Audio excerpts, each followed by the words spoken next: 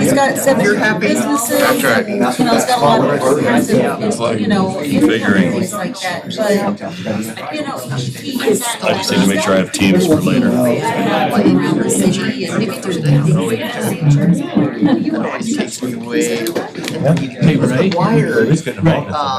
Fire promote. Yep, that have a you copy put in of the it next fall. week to talk about. So, Get the stuff out of your mail. Zulema not here tonight? Oh, or not Zulema, excuse me, I'm sorry. Fleur.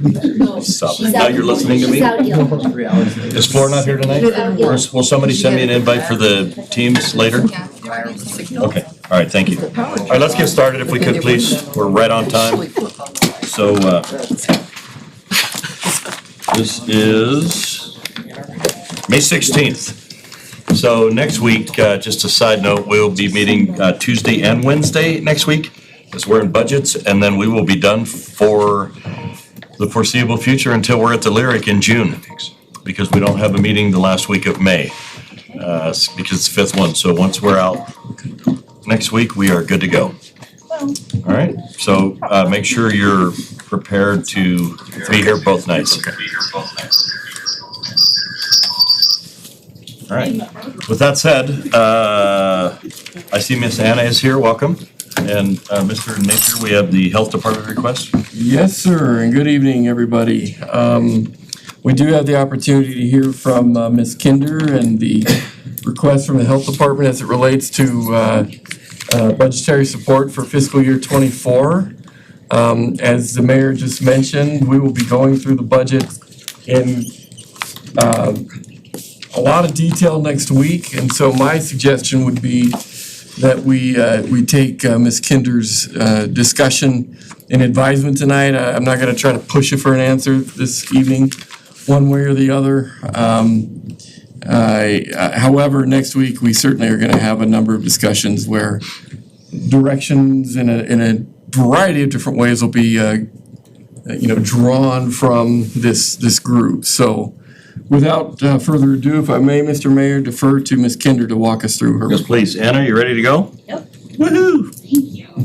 So thank you, Mr. Mayor, City Manager, and councilors for giving us the opportunity to talk with you today.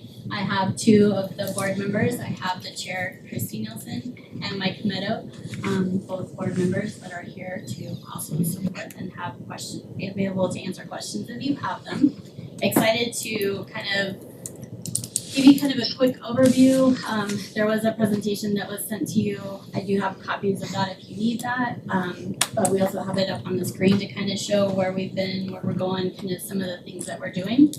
We operate off of 32 different budgets within the department. Most of those are tied specifically to a grant, which those funds cannot go in or out to other areas. So that's why we have so many. It's a lovely spreadsheet that we get to work on. We have 35 staff members as of today with 2 vacancies that we have not been able to fill. So excited to be here and talk to you about some of the things.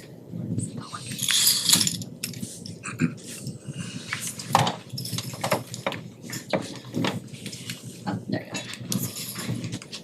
So basically, the health department is provided or required through state statute to address prevention of disease and promotion of public health. If we have healthy people, typically we have better economy, mental health, socially active, etc. We are the only combined city-county department. There's not sure about dispatch, but we are truly city-county, both provide resources from them. When we talk about who we serve and the population that we serve, what we did is we looked at a very large data analysis over a 20-year period within our EMR system. 80% of the residents were from Casper, with all the others coming from the other municipalities, including out of state. We saw a lot of that through the COVID response, obviously, but most of what we do or serve is within the city limits. An additional area that we see that is in our environmental health. When we have the body art, 35 out of 36 are in the city, 2 campgrounds out of 8, 63 childcare out of 71, 409 food establishments out of 476, 29 motel out of 38, 63 pools and spas out of 79. are located within the city limits. But our main goal is to improve the health and well-being of all of city and Trona County. The state offers us a lot of different grant opportunities to lead. They'll often bring something that they want to address, a problem, a situation, or they have funding that they want to try something. Oftentimes they'll ask us if we're interested in pursuing that, and we usually say yes because we like to be innovative and out there kind of in the front. So we have a lot of autonomy, and we are able to provide significantly more services by being an independent entity. Other county health departments are function through the state specifically. As of 2011, we were independent, one of the first counties to do so. There are additional in Laramie, Rock Springs, Gillette, and Teton County that are also independent. But that allows us to have a lot more autonomy. We were able to do things that others weren't, especially like being innovative and quicker to the response than we would be if we were under the state. And we also provide much more services. On this next slide, you can see kind of what we had for funding in 21. Small, I recognize that. A lot of what we have are federal and state grants, private grants, city funding, county funding, and fee for service. And then we also put in the COVID funds, which would be the stark blue area. That was pretty significant in fiscal year 21. Then when we switch to fiscal year 22, things look a little bit different. So we have the county at $670,000 with the city of Casper at $575,000. State nursing, which is all the state statute required services that we provide, is $463,000 and $233,000, or $400,063. Specific grant awards, so you'll notice in this one is $3 million. You'll see in the next slide that we've actually gone down. And our generated revenue, any opportunity that we can bill insurance or for services, we try to do that. We have a biller on staff, but that's all she does is just work on those specific areas. So we try to generate as much income through revenue, fees for inspections, those kinds of areas. Sometimes we get 1% tax funding or tax funds, other funding, which can be just an assortment of things, and then you see that the COVID funding was separated out on this slide. If we look at fiscal year 23, which is our projected funding, the county is again at 669, city is 575, state nursing is 463, and we dropped down from the 3 million to 1.9 million. A lot of opportunities presented themselves in fiscal year 22 that we no longer have available, and we'll probably likely continue to see a reduction as we move towards fiscal year 24. Generated revenue was 714, and again, the COVID funding is 308. It will continue to decline. We know that the federal response ended on May 11th. We have funding that continues until December of 24. So if you look over time from fiscal year 15 to current, you can kind of see the city funding is in the blue, the county funding is in the orange. In fiscal year 21, we worked with the city manager to reduce our ask due to the fact that we had additional funds through COVID, but we also had less other activities we were able to do because our response was completely into COVID. So we were able to kind of reduce the level of funding that was required from you all in 21. And then in 22 and 23, it did go to the 575 from you all. So when we look at the state statute requirements, that requires us to have a county health officer, adult health, board of health, disease prevention, particularly immunization, TB, environmental health for all of the inspections that we do, maternal child health, and I'll talk a little bit more specifically in regards to that because unfortunately with such a critical program that we have is the one that sustains the most cuts. We do all of the epidemiological investigations, sexual health, preventative, treatment, follow-up, emergency preparedness, and HIV case management. Those are what are required by the state in order for us to do for the $463,000 that we get from grants. These funds are only able to be used very specifically. We can't move any of the community prevention money to any of the other areas. So that 1.9 million that I talked about that we get generated in the grant those funds stay very specifically in that line item. They can't be shifted over to any other supplies or anything like that. Same with COVID testing, Title X, family planning, expedition. We have the opportunity to have a unique program here that we look at communicable disease education, investigation, and detailing. We get funding from the University of Washington to host the Wyoming AIDS Education and Training Center, as well as having the Wyoming Cancer Resource Services and the Wyoming Cancer Coalition. Wyoming Cancer Coalition is a statewide program, so is the Wyoming AIDS Education and Training Center. The Cancer Resource Services provides services to 3 counties, but due to the fact that many of the counties outside of that are unable to find staff members, we typically go into the other ones as well. So if you break it down, what is utilized with city and county funds, administration, we put a lot of funding in that area. Total expenses is $564. We have 3.5 staff members, so you can see the breakdown between city and county of that. We do get funding from mills and then other funding sources as well, which I'll talk about here in a second. Environmental health is very heavily, there is no grant funding that goes towards any of the inspections or anything like we do. The only thing that we have coming into that program would be fees for the different services. Building expenses, just for the current building, we're not doing any funding to the new building. This is just to keep the existing building together and functioning.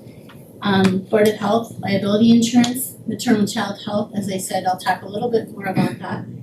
And the disease prevention clinic and adult health. Adult health requires that a public health nurse do the LT 101s, which is what evaluates a person and the use of Medicaid funds to keep them in their home or in the nursing home or in assisted living, making sure that they're getting the adequate care that they need to have, that they qualify for it, and that they can stay in that situation. So, unfortunately, as I think I talked with you on Valentine's Day, I now remember the date of that. The last time I was here, I was talking about the increases that we were having in supplies. The vaccine across the board, birth control continues to go up. We do have 340B that we get through Title X, which allows us to purchase some of our long-acting contraceptives at a reduced rate. And then lab testing continues to go up as well. So the challenges we face are, we are in the process of working on a market study. I can tell you, and I know it's not anything new that you all don't know, it's very difficult to find employees. And then when you can't pay them where they need to be, they even less likely to get. We found that most of our staff was at the minimum, not even at the minimum compensation. With the help of the Board of Health, we were able to raise them to at least minimum. So one area that we get caught in the middle is the Department of Health was able to give raises to all state employees. City and county also was able to provide raises, but because of how we fit, we don't qualify for any of those. So it's an interesting place to be, but we're not able to be competitive like the ones where we talk to people about 8 to 5, our retirement is decent, all of those kinds of things. However, I've had a nurse position open for 6 months and we lost 2 today that said no, they weren't interested in coming due to the salary. I'm losing staff members to the state, in fact.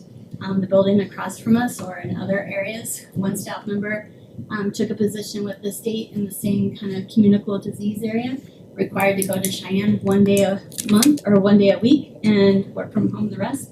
Lateral move, that's more attractive than the position that I would have, right? So it's very frustrating. I believe that we're very public facing. We serve the public. We need to be in person to do a lot of those kinds of things. I can't imagine doing nursing services or anything like that. So we have the inability to attract and sustain employees. We have probably 1/4 of my staff have longer than 3 years of experience at this time. So what we do is we just really try to attract and keep people as much as we can in other ways. But the staff that have been there through the last 3 years are very committed and loyal, so that helps greatly. As I said before, increased supplies, meeting the needs of the community, things haven't gone down. Our county health rankings, we're 19 out of 23 counties as far as our health factors and 17 out of 23 in our health outcomes. We are not fantastic at all. So maternal and child health, the one that is always seems to be cut. We talk about how many births, statistics don't keep up with where we're at. So in 21, there were 850 births. Of that, because we're required to see 90% of all Medicaid births, and 75 births of all Natrona County births. 458 people indicated interest, but I only have 4 or 5 nurses that are able to fulfill that. One serves kind of as a manager as well. A home visit takes the average of 3 to 4 hours. We use evidence-based programming, so you can see that they have to have so many visits based on their years. The mayor was kind enough to come and visit, as well as Councilor Haskins, to see the incentive closet. They have incentives that they have to provide at very specific time frames. And I found out today that they are required to keep a full incentive for their caseload for a year. So there's a lot of stuff in that closet, and now it makes sense. So while there's great expense with this, millions of dollars are saved because we're able to work on preventative care for the moms, encouraging healthy births and keeping people from requiring additional services, emergency services, all those kind of things. Because if we believe that if we do all the preventative stuff, the baby will be born healthy. So prevention is the key. So we keep all of the grants so that we can reduce our operational share billing expenses. We also we're situations where a particular person works on a grant, but we're also able to have them be a manager as well as a public information officer. So we're able to utilize other supervisory roles within that. Some grants allow for administrative fees, so an 8% of the grant is able to stay within the department. However, those are becoming less and less all the time. And we purposely research and look for the best price, and typically we try to purchase anything we can locally. We also provide immunizations, travel physicals, and CPR just to keep the community safe. Anna, we got about 1 minute left to get it wrapped up. This is the last one. So when we look at this slide, it basically talks about the difference and where the funding goes between all of them. It's not because of any specific reason what the city or the county funds more than any of the other. But we're able to ensure that the services are provided with all of that. Most of the population we immunize is within the city limits as well as LT101s. If we don't have funding, we can't continue the services that we provide. And we do provide more LT101s than anyone else in the state, even significantly higher than Cheyenne.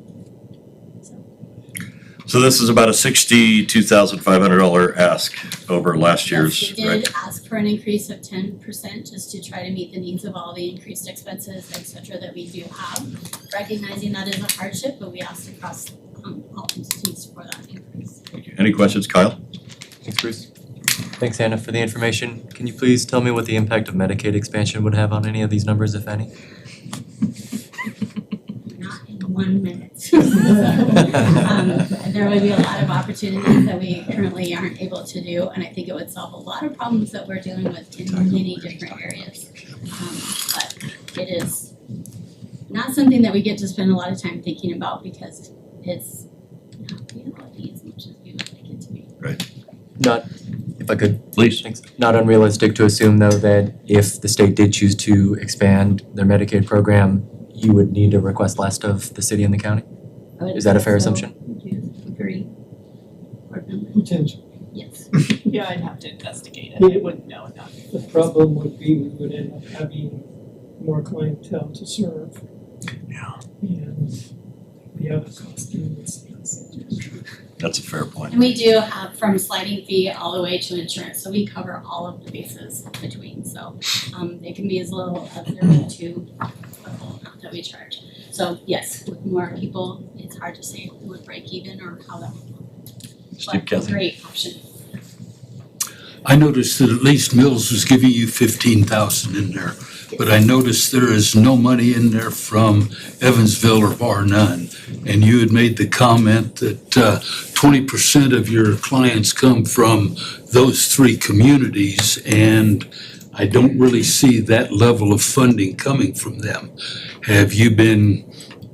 How have your dealings been with them in requesting funds? Okay, real quickly, Mr. Mayor. Please. Basically, Mills also provides a building for us to use over in their space. State statute requires that if a city is identified as a city, they either need to provide their own health department or join the existing health department.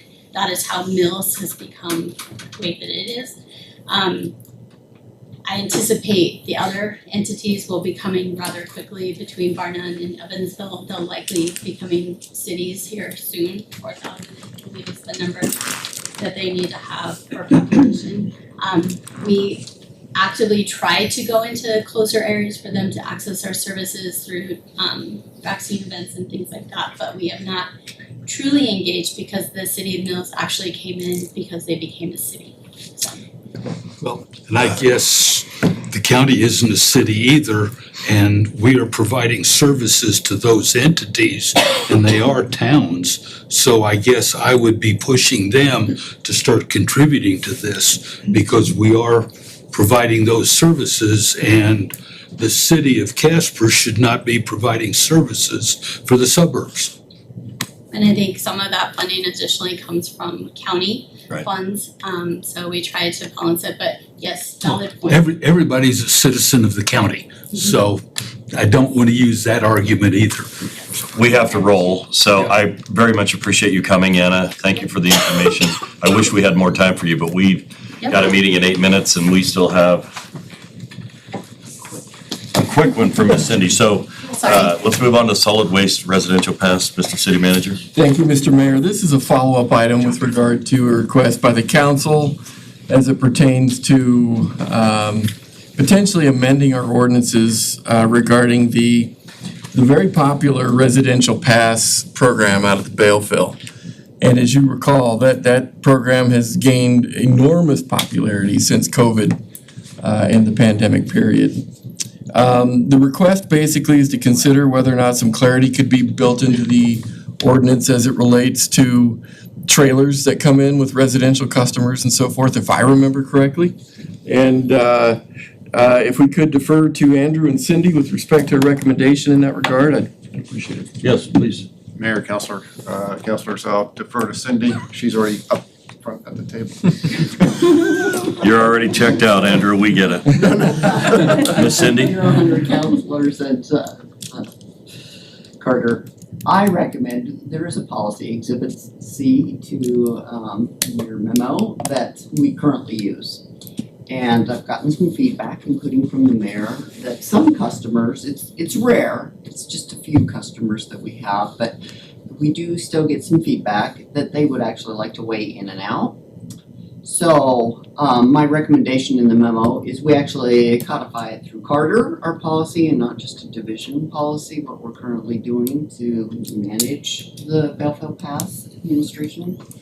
And add, if the customer wants to weigh in and out and pay that way, they're certainly allowed to do that. And we use for space utilization a number, that's why you don't have to weigh in and out, it's 675 pounds is the average residential load. And that's what we've always used it for, but we could use it for this weighing in and out. So we'd know precisely how many passes you need to pay if you wanted to do it precisely and weigh in and out. So that's my recommendation. That would be fantastic, because if you go in with a 14-foot trailer, it's 2 passes. But if that trailer's only a quarter full, you still have to give 2 passes. So I love the idea. I think it's more fair, if you will. So that's my recommendation. We add Like that it. to it and actually have Carter stamp it. I like it. Steve?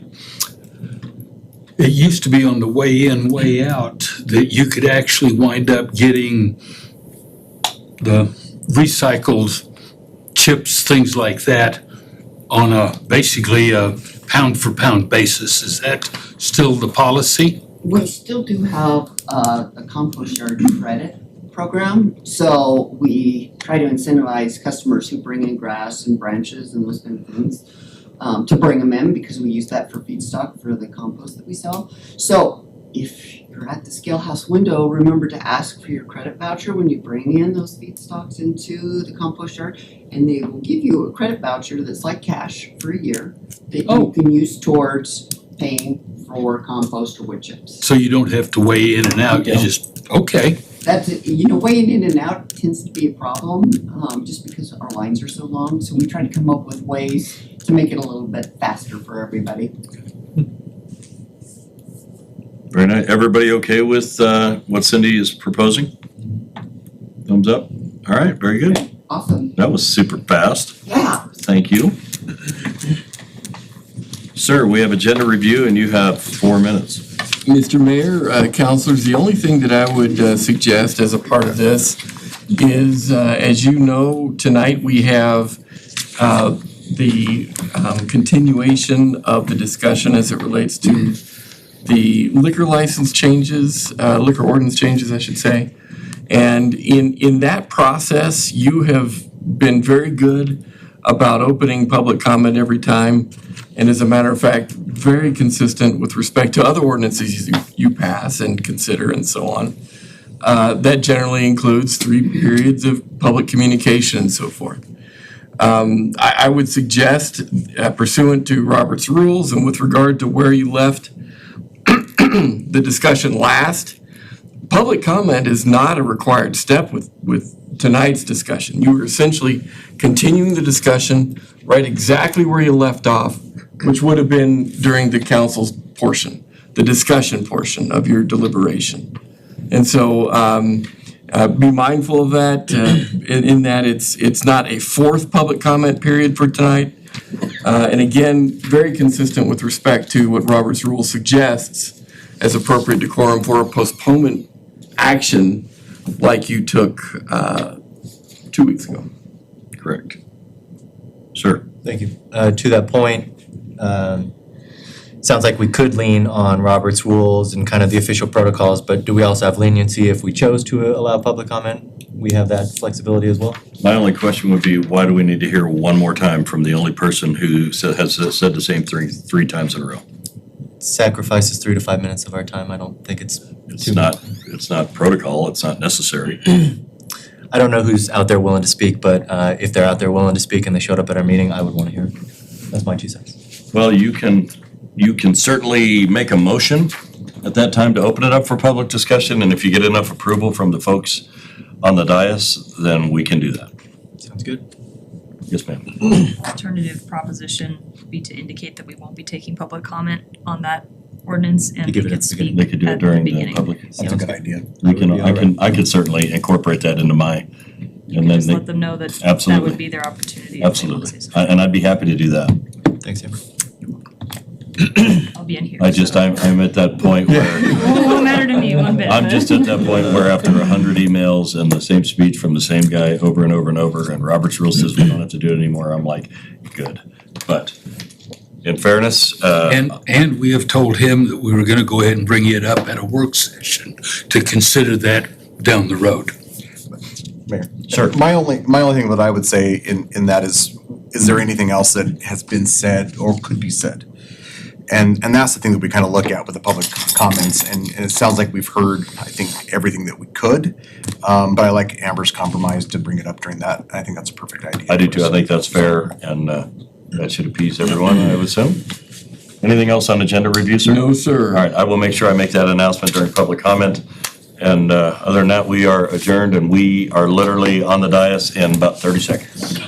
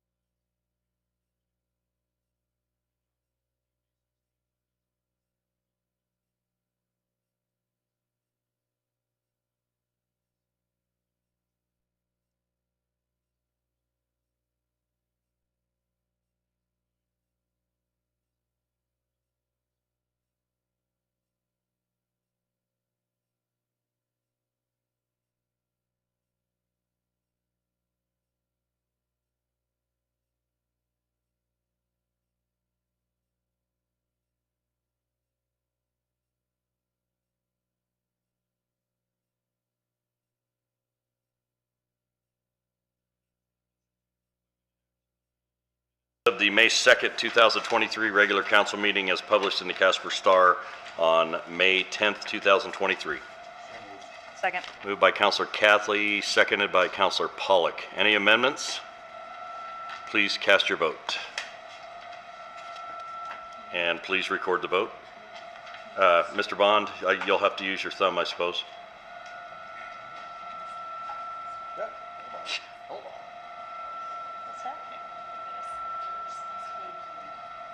Can you hear me, Michael?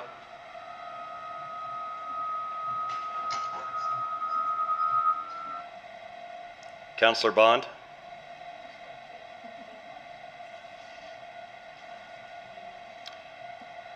Hang on just a minute. We need his acknowledgement so that he's on board.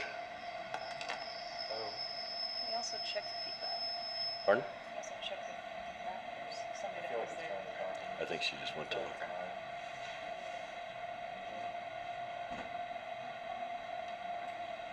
Counselor Bond, can you hear me?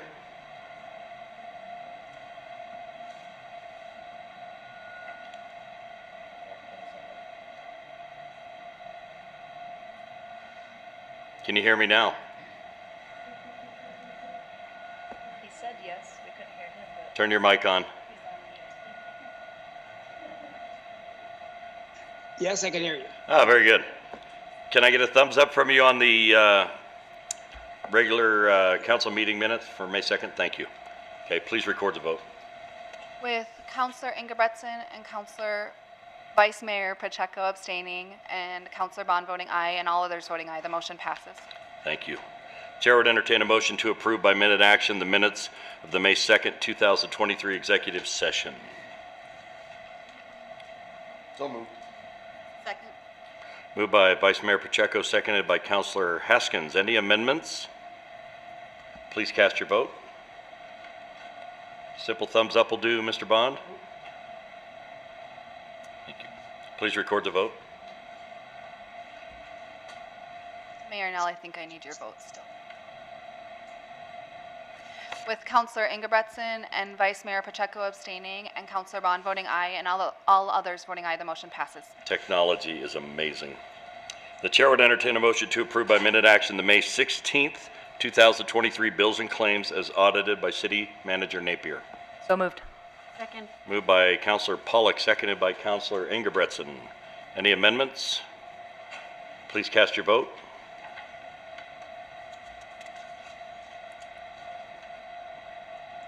Do you have Counselor Bond? We can just go forward, I'll just. Very good. Please record the vote. With all counselors voting aye, the motion passes. Okay. Renee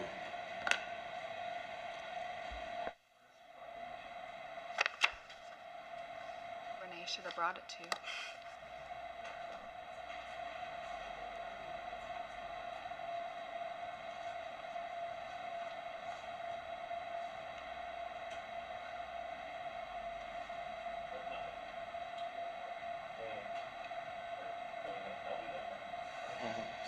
We'd like to welcome Sherry Lopez to the meeting tonight. Please come forward.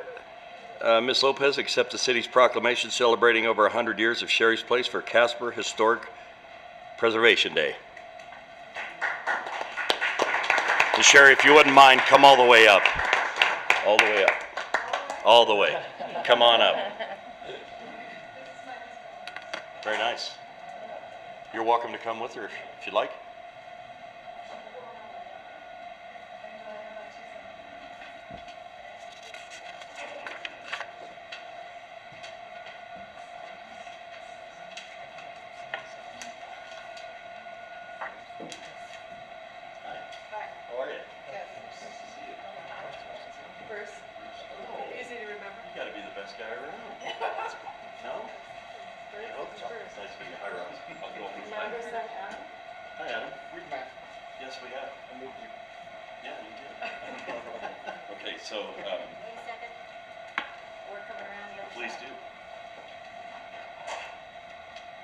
Proclamation for us to give you, which I don't have.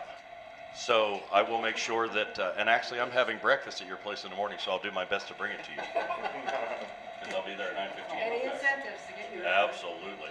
So, with that said, I, Bruce Nell, the mayor of Casper, wish to proclaim today and thank Sherry Lopez and recognize her for 100 years of Sherry's Place and the Casper Historic Preservation Day.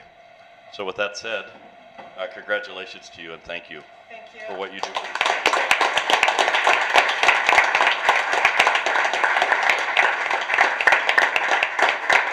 I'll have some of these to pass out, whoever comes in. They brought me a bunch of them, so anybody who wants one. So if you'd like one of these, they start in 1920, and there's a different event that's happened over the years. Goes to 81 there, and then from 1984 all the way up to 2015 on the other side, right? Right. So we bought the restaurant in 1997. I've been there 25 years. My parents owned it in 1976 to 81, so I practically grew up in this place. That's when my parents met, actually, in that building. Is that right? We met Thank God for that, huh? Yes. The building was homesteaded in 1895 and it was built in 1917. So it's pretty old. It's got a lot of history. It's got a few ghosts too. When you said you bought it 25 years ago and you grew up there, I was going to say you were awful young 25 years ago when you bought that, but then you threw in there that you grew up in the place, so you kind of ruined it for me. But anyway, congratulations to you, and the city of Casper thanks you very much. All right, thank you.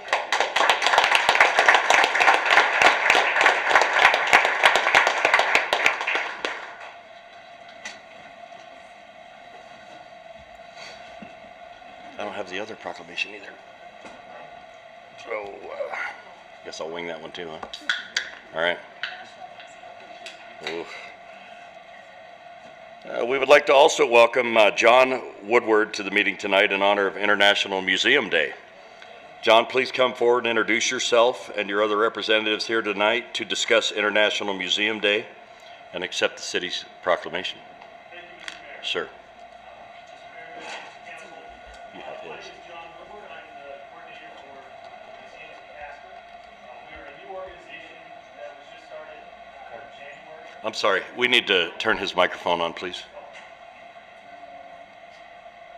We're just having a hell of a time tonight. Huh? Okay. Apologize. There you go. I'll shrink. If you stand up, it'll pick it up. Mr. Mayor, members of council, my name is John Woodward. I'm the coordinator for the Museums of Casper.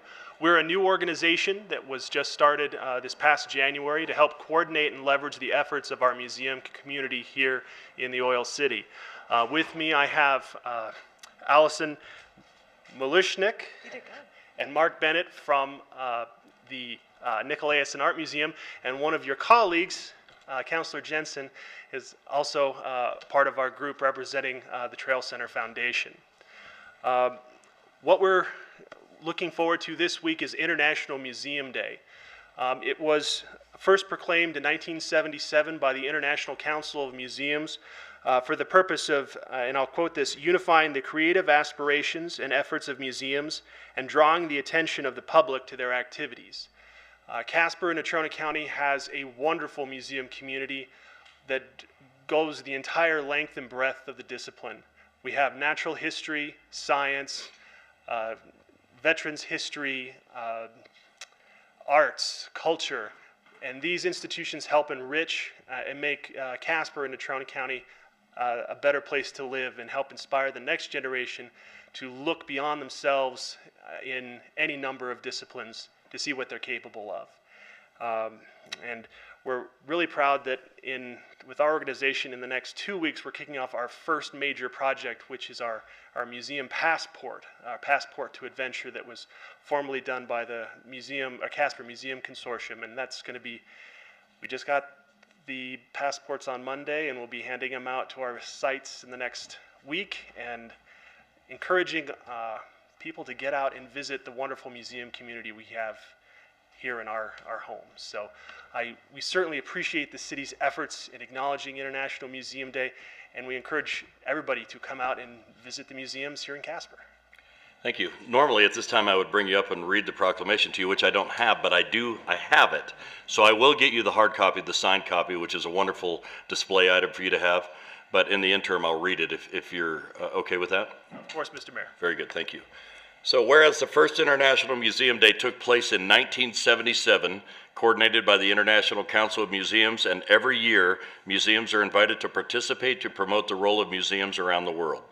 The city of Casper and the surrounding area is home to numerous museums, art galleries, and historic sites, and these institutions promote the study and appreciation of history, art, material culture, and the natural world.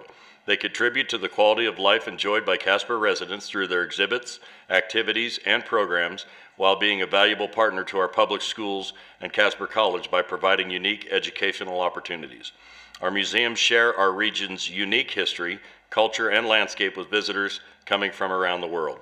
The International Council of Museums has designated May 18th, 2023 as International Museum Day. Now therefore, I, Bruce Nell, the Mayor of the City of Casper, Wyoming, do hereby proclaim Thursday, May 18th, 2023 as International Museum Day in Casper, and I encourage our residents to recognize the museums, art galleries, and historic sites of the Casper area for their contributions to our community and to visit these institutions and sites. In witness thereof, I have set my hand and caused the official seal of the City of Casper, Wyoming to be affixed the 16th day of May, 2023. So congratulations to you, sir. Thank you, sir.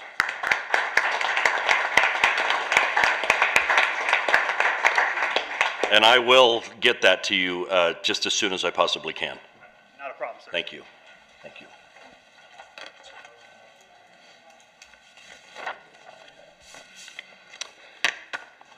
That was the bright spot in our community today.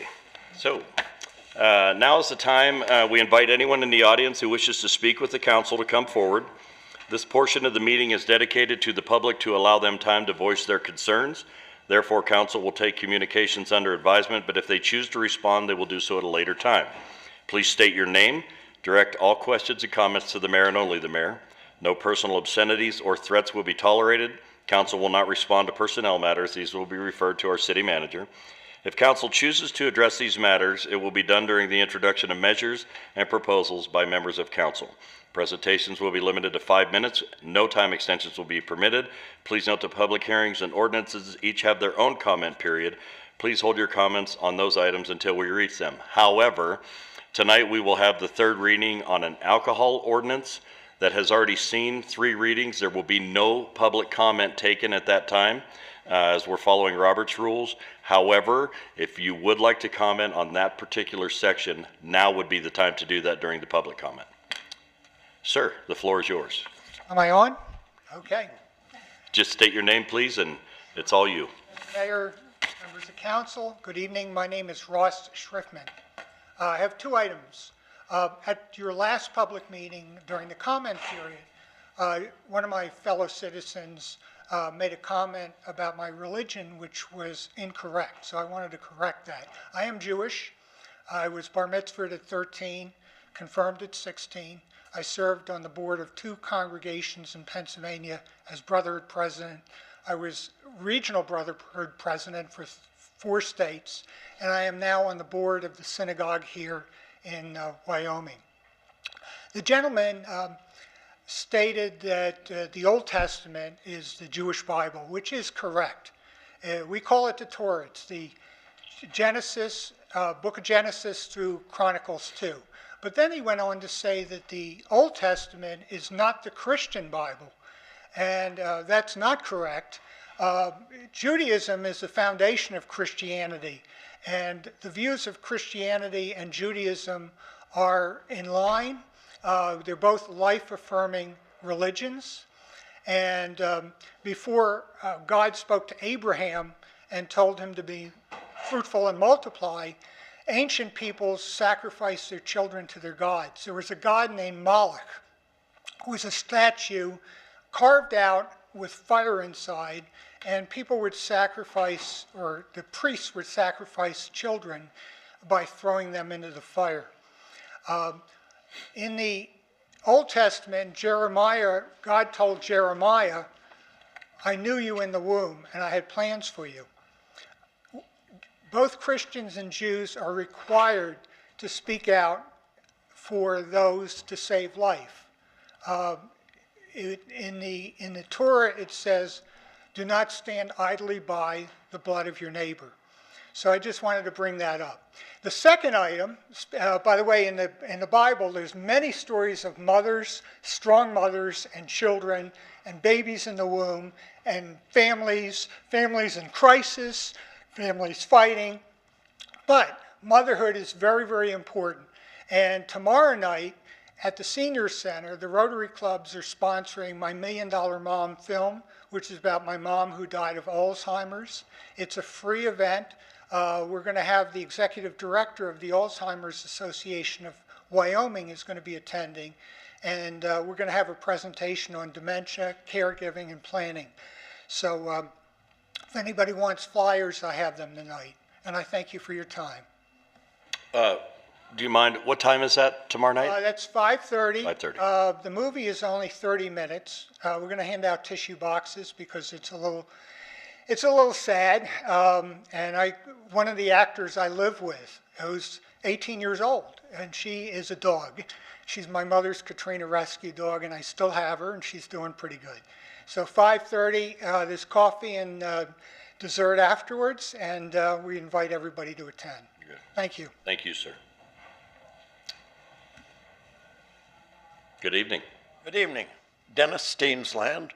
I just picked up the last 2 minutes of your pre-meeting.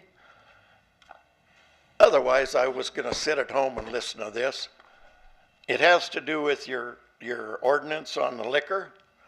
It's a last-minute change. You know, it wasn't our fault as a public. We couldn't speak on that because 4 or 3 of the members of council weren't here, so you put it off one time. The next time, you have a full house here because of a comment by the mayor, which moved you on to the next thing. I couldn't get honored to, or not honored, I couldn't get acknowledged to speak at that time. Anyway, it just bothers the heck out of me that you make these last minute changes. It says right here in my minutes, comments by the persons present. Then I pick up 2 minutes of your comment at the deal and you're going to say, I'm going to Robert's Rules of Order. So my comments on this, I thought there was support from the council that I've never seen you not pass something on third reading. So I'm assuming you're going to pass this. That puts everybody open at 6.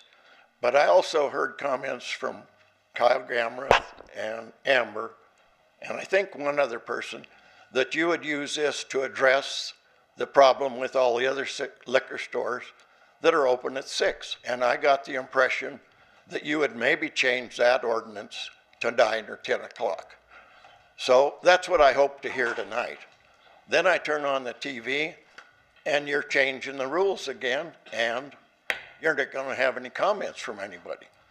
I listened to his comments twice. I don't really know what he was shooting for, but I thought the council was going to address the fact that the bars don't have to be open at 6. In my opinion, you said 4 people. If you're coming home from work, you might need a drink. If that's the case, somebody's got bigger problems than changing the rules to 10 o'clock. So anyway, it seems like this council and this mayor is changing the protocol of the way this council operates. I count on it being the way it's been for a lot of years, and it leaves me out of the mix. I don't do computer. I do have some luck with calling on telephone. I do have a concern on this one. I could never get into to say my piece. I don't know how many people you would have got here if they hadn't set out appeal to complain about your comments in the paper. I don't know why the council members weren't here. It's none of my concern. But that's why you put this thing off, and then in the last minute tonight you come up and you say, you can't talk on this issue. So what I want to hear is enough council members to address the fact that you will address all the liquor stores opening at a later date. 6 o'clock to me isn't even, doesn't even make sense. But anyway, what really got me wound up was to hear it last minute in your pre-meeting that you were going to change it tonight to where nobody could talk. I don't think those kind of last minute decisions are right. You've got a way of running this council. Robert's Rules of Order, I know Carter brought that up. You talked about the third reading, people would get a talk. So anyway, I'm hoping you will carry it to that next step and quit making these last minute changes. Thank you very much.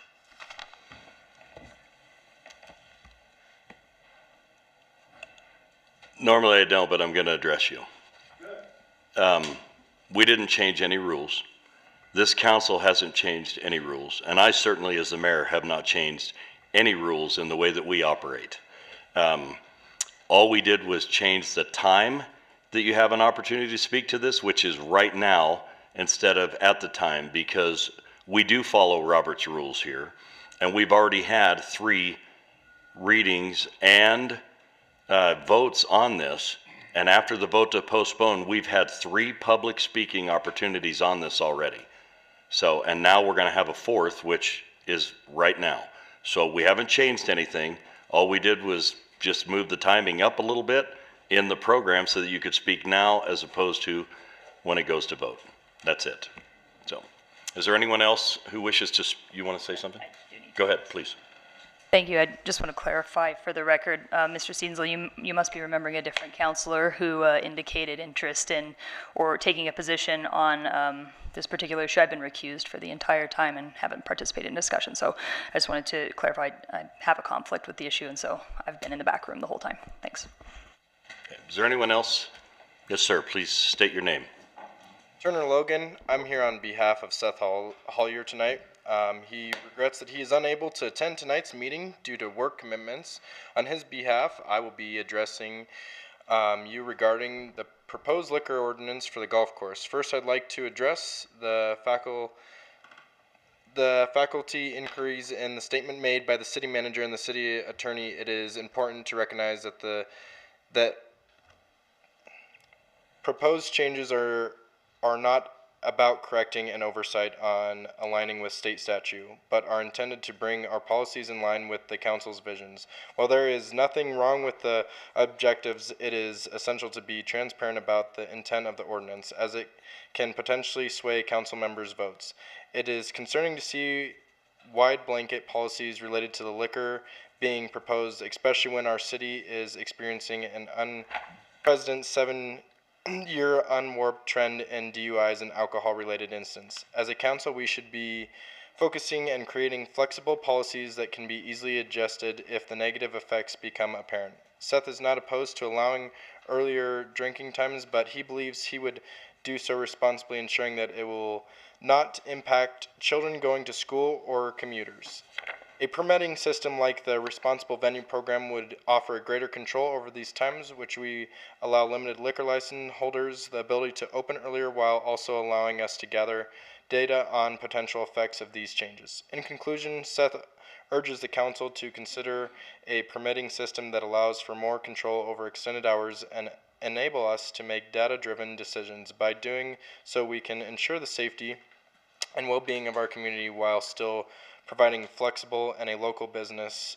Thank you for your time and consideration. That's from Seth Hollier. Thank you, guys. Thank you.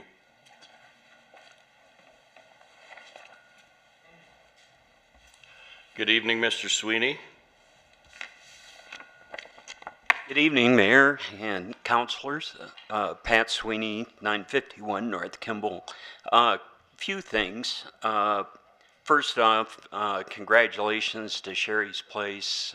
That's a well-deserved, what a great operator and what a great person and great family for our city. And number 2 is what a great block party.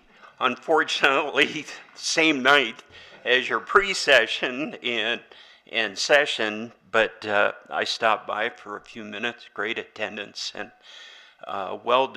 deserved recognition for our great police department and the people that serve us and protect us and do a tremendous job.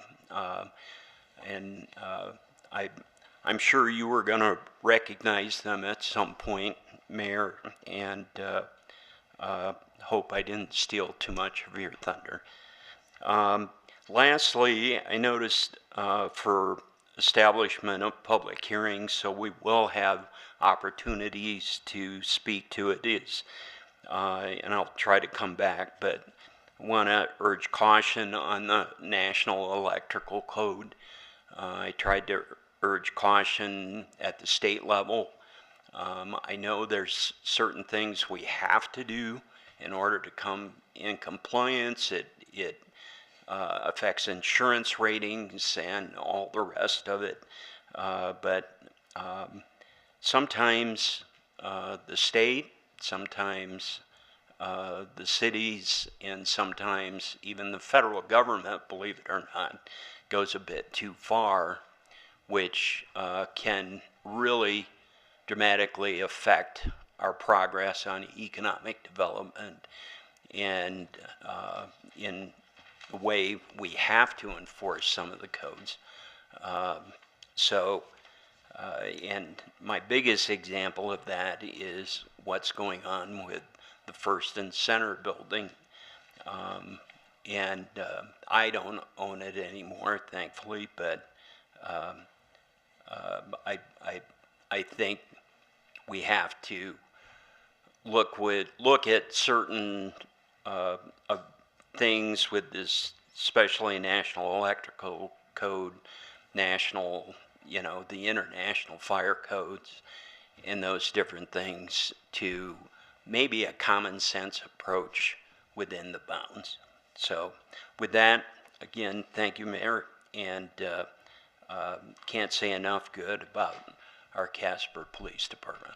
Thank you, Mayor. Thank you, Mr. Sweeney. Mr. Gamroth.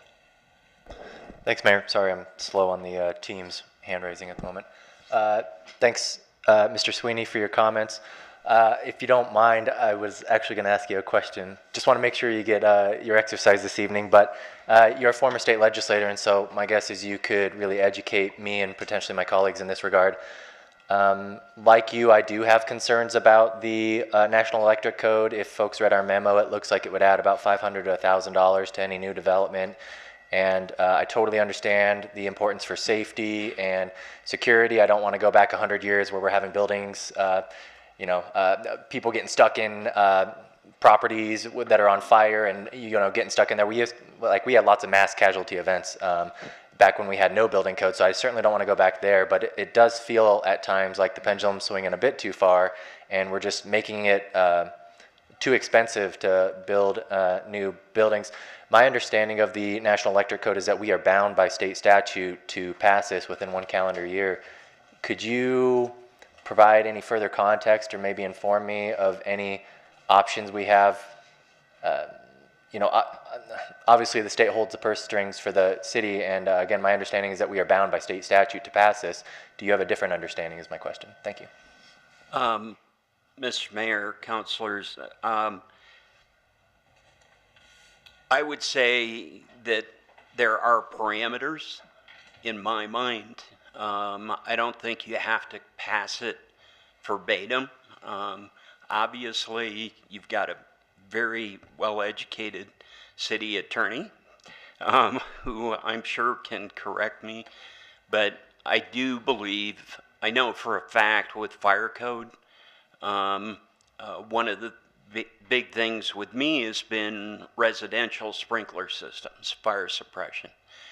And I think that is way overkill. It might work in other parts of the country, but that alone can raise the cost of development. I think also on the electrical code, specifically some of the different types of breaker systems and box systems, main panels and switches. I think there's been problems with previous mandates on ARC. I think we've talked about that before, Councilor Kathy, and that have been code don't work. And so I don't know how far you can push the limits. I'm sure, you know, the city manager being on the board with William has good information, and I know these two gentlemen won't steer you wrong, but I do think there's some things you probably can do, but they are the educated ones, certainly not me. So, but thanks for the question. Thank you, Mayor. To Mr. Sweeney's point, I don't want to put you on the spot, Eric. Happy to wait until our next reading since we do have 2 more, but I personally would like to hear more about the legal obligations that we have as a municipality, what sort of parameters we have to operate within on this, what sort of consequences might result in us not adopting this code. I would love some more context on that tonight or in the future, whenever you feel is most appropriate. Mayor, Councilor Gamroth, yeah, I appreciate the question. I think generally speaking, in order to obtain local enforcement authority, we have to adopt the codes at a minimum at the level that the state has adopted them. And so we have some ability outside of those parameters to make some changes. The risk, generally speaking, is that if we don't adopt them, then the state of Wyoming can come in and assume enforcement authority and basically preempt the city of Casper's ability to regulate our own citizens. So I don't have a lot of specific details to give you tonight, but we certainly can look into that and address it more fully before the first reading. Thank you. Is that a 3 reading ordinance? It is. So, and all we're doing tonight is just establishing the date of public hearing. So we will have 3 readings on it, and I would assume would have ample time to do that research. Okay, thank you. Do you have some? Okay. All right. Is there anyone else that wishes to speak to council this evening? Please state your name, sir. My name is Matthew Lanko, and I'm here regarding the Westridge Neighborhood Improvement Plan. If you don't mind, you'll be able to talk about that at that time, right? So if you don't mind. Is that a separate thing? It is, and you will have ample opportunity here not very long from now. Is there anyone else who wishes to speak to council tonight? Okay, with that said, we will move on. So established dates of public hearing. Please read the consent agenda titles. Establish June 6, 2023 as a public hearing date for consideration of 7A1A, the first reading of an ordinance amending Chapter 15.28 of the Casper Municipal Code to adopt 2023 NFPA 70 National Electric Code. 7A1B, the first reading of an ordinance creating local assessment district 160 Chinook Trail improvements. Chair would entertain a motion to by minute action establish the public hearing dates just read. So moved. Second. Moved by Councilor Kathy, seconded by Councilor Gamroth. Any abstentions or nay votes? Please cast your vote. You got Mr. Bond? I see his thumb up. Please record the vote. With all councilors voting aye and Councilor Bond voting aye, the motion passes. Thank you. And now I think you'll be gone for a little bit.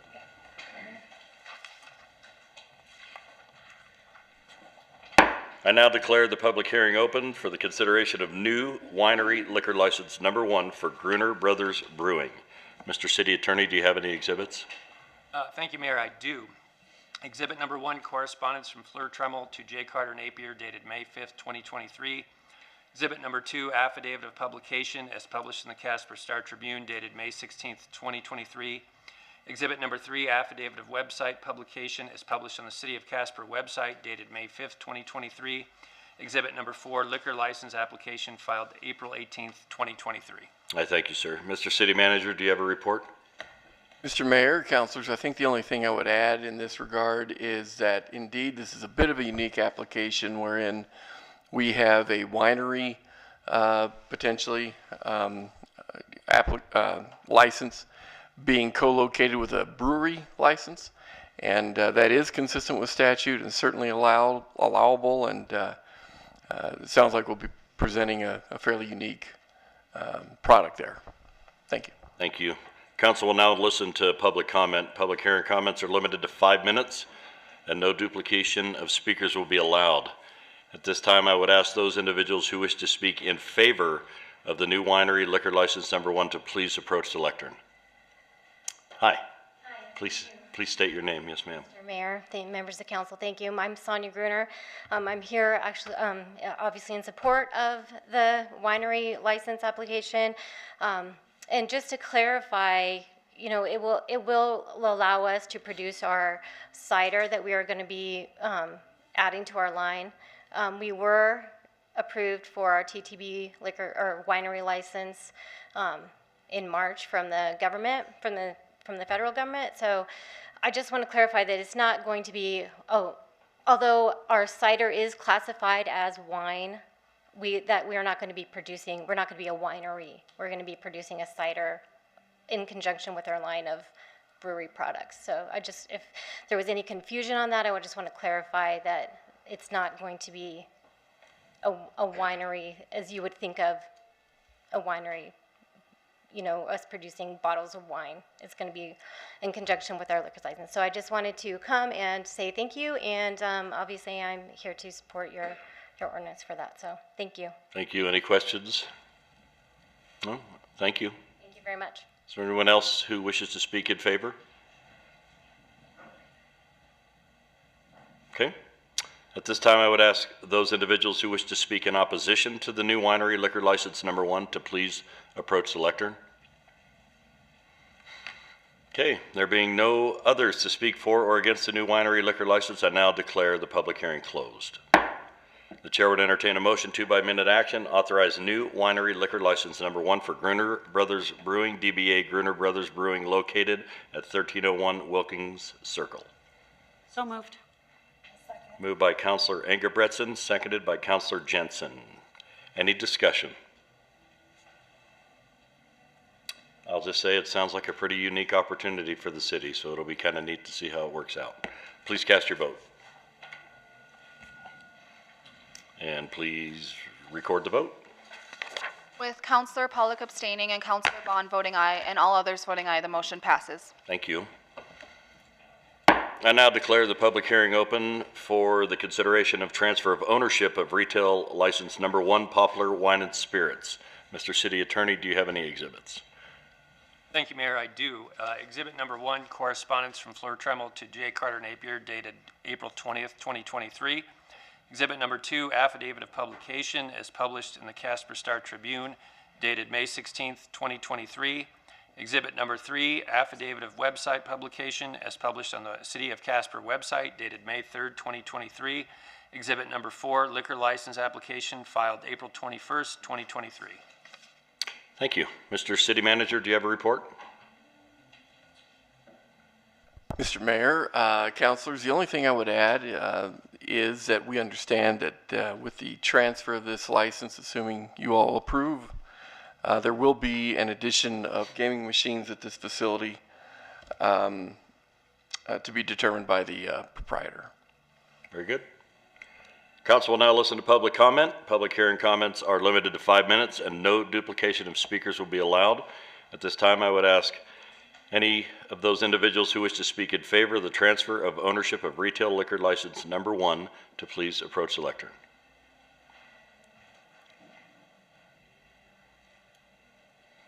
Good evening. Good evening, Mr. Mayor, council members. Kyle Ridgway, Chief Operating Officer of Works, which is the parent company for 1016 Poplar. Other affiliated companies, Mountain West Technologies and 307 Horse Racing, and a number of other businesses owned and operated in Wyoming. We've been in front of the council before on a number of different things. Our organization's mission is to invest in Wyoming businesses and specifically to help business owners succession plan so that the employee relationships stay Wyoming based, so that the ownership stays in Wyoming. An opportunity was presented to us to help the Reeds transition their business ownership at Poplar. What happens in the life cycle of any business is a business owner gets to the point to where they get ready to retire, and what do? Who do they sell to, and who do they find that can continue the operation and fulfill the mission and the purpose that they had when they founded it? And so we think we're the right partner in a lot of businesses because of our management expertise and the people we have in our organization to help bring people up, employees that were involved in the organization that otherwise wouldn't have the capital to take the business over. And so this is an example of us doing that, working in partnership with the Reeds to continue to operate the liquor store, operate Vintage, and work with their employees to get them skilled up and trained up with our people to be able to ultimately operate that business. Mike will talk to you more, but he's planning on staying on and helping work with his employees and some of the people in our organization to transition his knowledge about liquor store operations, especially at the high-end level like he does.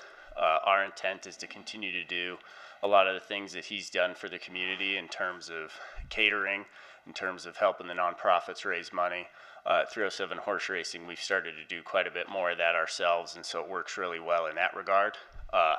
As explained in the packet, the gaming machines are an additional revenue add for us, but it's in a completely separate part of the structure that's currently used as warehouse space. We were approved by the county commissioners this evening for those gaming, for the gaming location.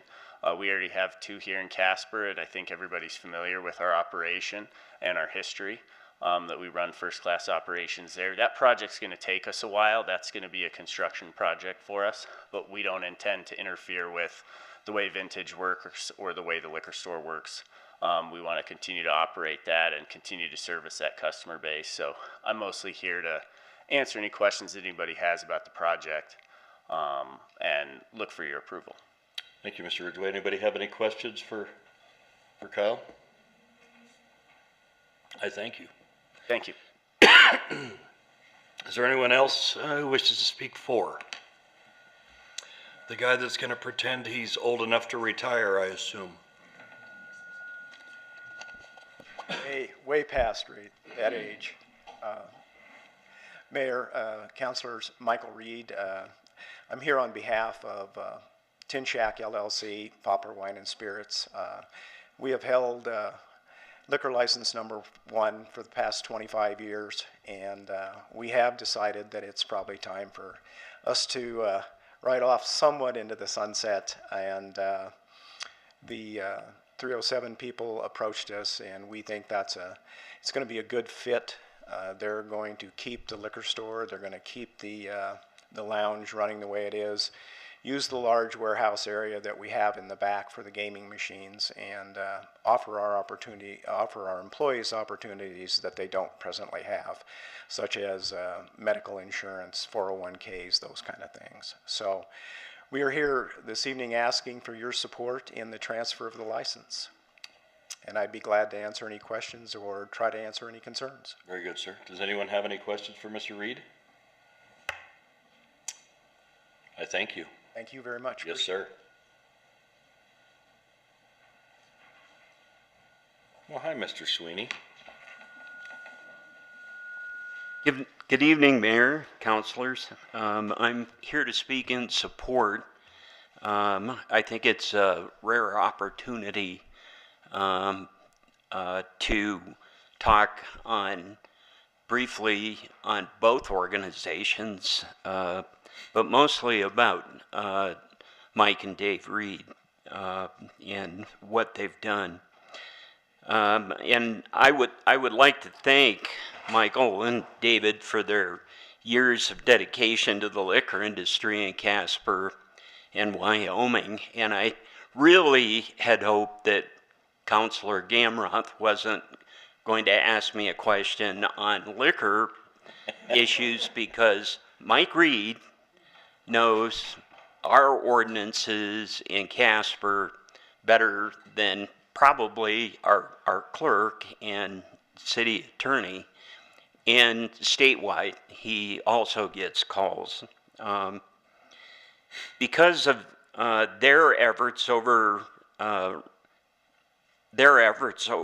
time, they really were the premier caterers for events when it came to beverages. They were the first to get a refrigerated trailer for their specific events. The beer companies had stuff just for, pouring draft, but they took it to a whole new level. They also did portable bars that were not just a table. That might not sound like a big deal, but it really classed up events in our city. They also were one of the first, if not the first, to jump in with Tom Elliott with Casper Cabs to help with our Safe Ride program. And thankfully, with that has really grown over time and been a great partnership. Through their efforts and the liquor dealers, they help with the first fundraisers to keep that going. And thank you to David Reed for going to all those early morning meetings to keep that going with all the partners. Through their efforts, they put together some of the largest wine tasting events in the state to benefit many organizations. And I know, because I hosted those, and because of Mike's badgering, I ended up buying over 1,000 wine glasses because we couldn't drink out of plastic. So, and he, through his efforts, was able to bring in some brokers and different people from around the country to support those events, whether it was to benefit hospice, child development center, whatever it was. Mike and David were there. I think at one point they have both donated time, dollars, talent to so many organizations, and it's hard to put a list together of all those gift cards and all those gift certificates that you don't necessarily get from the big box stores. That local support to the ball teams, to whatever, you just don't see that with our big retailers. And Mike, I thank him for being our mayor of the city of Casper for, I think he said tonight, 2 times, and his service several times on the hospital board during some very difficult times.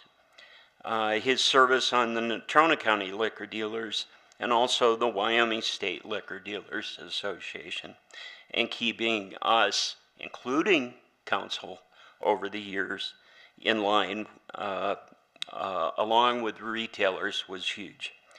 I know Mayor Nell, I have missed a lot, but I wanted our community to know what they have meant to me as a former liquor dealer, and what they have done for countless nonprofits right here in Natrona County. Thank you, Mayor. Thank you, Mr. Sweeney. Anybody, any questions for Pat? Okay, very good. Thank you, Mr. Sweeney. Is there anyone else who wishes to speak for the transfer of liquor license number 1? Okay. At this time, I would ask those individuals who wish to speak in opposition to the transfer of ownership of retail liquor license number 1 to please approach the lectern. Okay, there being no others to speak for or against the transfer of ownership of retail liquor license number 1, I now declare the public hearing closed.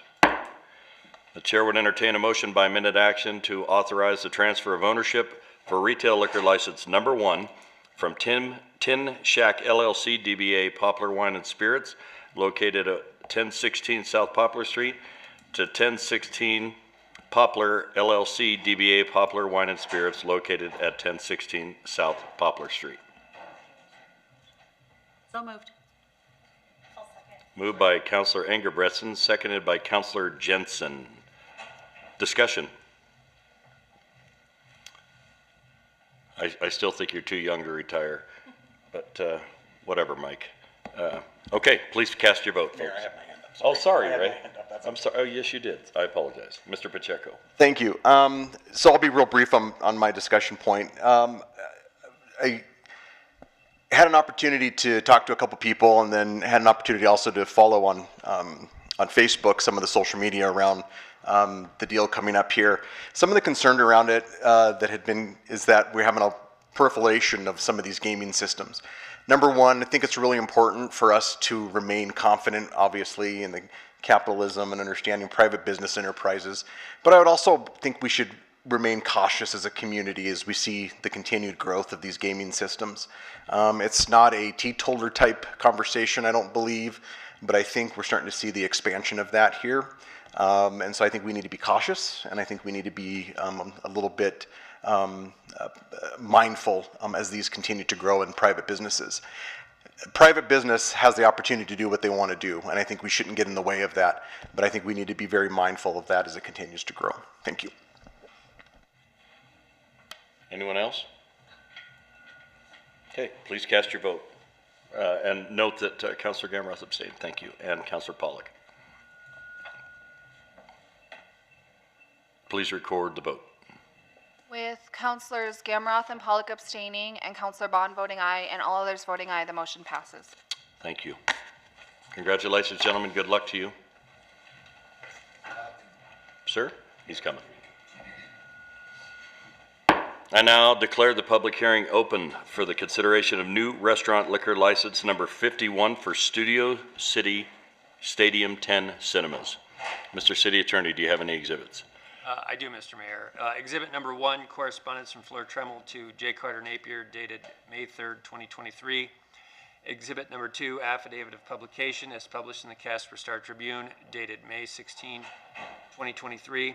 Exhibit number 3, affidavit of website publication, as published on the City of Casper website, dated May 5th, 2023.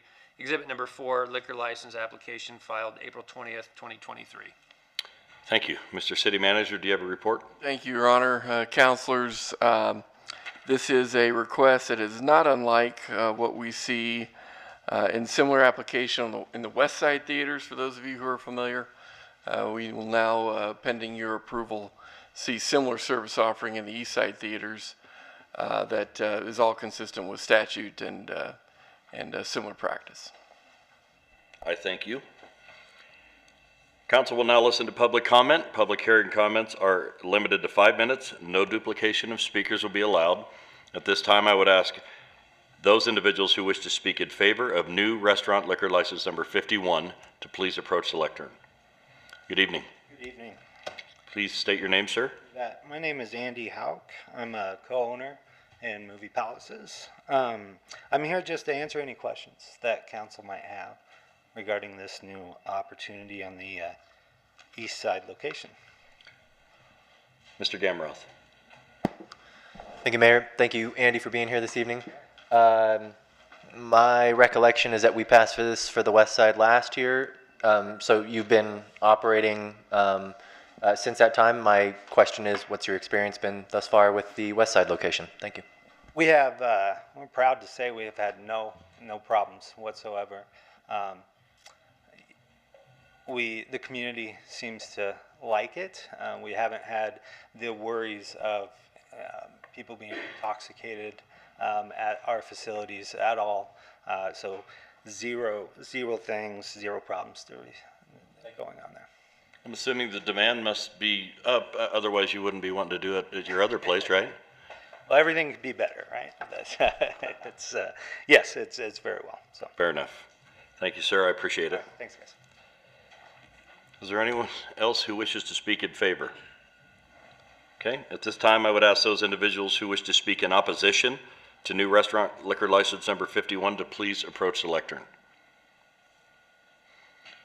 Okay, there being no one to speak for or against new liquor license number 51, I now declare the public hearing closed.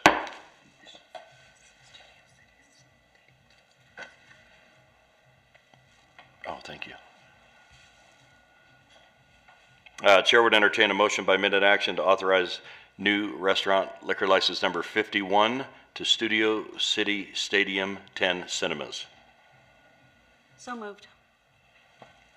Second. Moved by Councilor Engelbretson, seconded by Councilor Haskins. Discussion, please. Anyone? Okay, please cast your vote.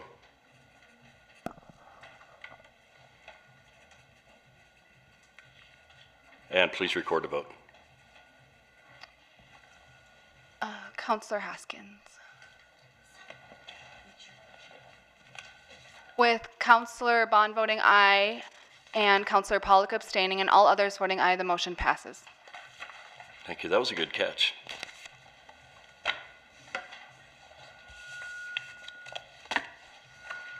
We will now consider the ordinance regarding liquor code amendments. During the May 2nd council meeting, there was a motion to approve the ordinance on third reading by Councilor Gamroth, which was seconded by Councilor Jensen.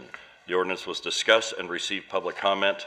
On that evening, City Council then voted to continue the item and scheduled the continuance for third reading for tonight. The item will now be open for further discussion by council. So is there any further discussion? Councilor Ingebretson. Thank you. You're welcome. I saw you. You know, with a lot of different consideration and talking to multiple different citizens, I am still voting no. And primarily for multiple reasons. We have literally now narrowed down the drinking down to 4 hours. And I'm not really sure what the intent is because bars close at 2, they open up again at 6. We have no time to sober up. There's no sobering period whatsoever. And so if we're trying to become Vegas, then open it up 24 hours. It's at the point to where I think it's just ridiculous. We need some time down. And the VFW is not asking for this. They flat out said that they are opening up at 10 and they have no intentions of ever opening up at 6 a.m. So I absolutely vote no. Mr. Gamroth? Thank you, Mayor, and thanks, Councilor Engebretson. I would concur with your statements. I also wanted to, I felt like, thank you, Turner, for coming and speaking on behalf of Seth this evening. I do feel like we did Seth a bit of an injustice earlier, kind of shrugging off his concerns because he has taken a lot of time to review past discussions on this topic. And I'll reiterate a couple of those because, again, I think it's really helpful knowledge. So Seth went back to 2017, 2019, and 2021, all times when this ordinance has been amended. And there's been some rationale from this council in the past that we're simply cleaning up and making things in alignment.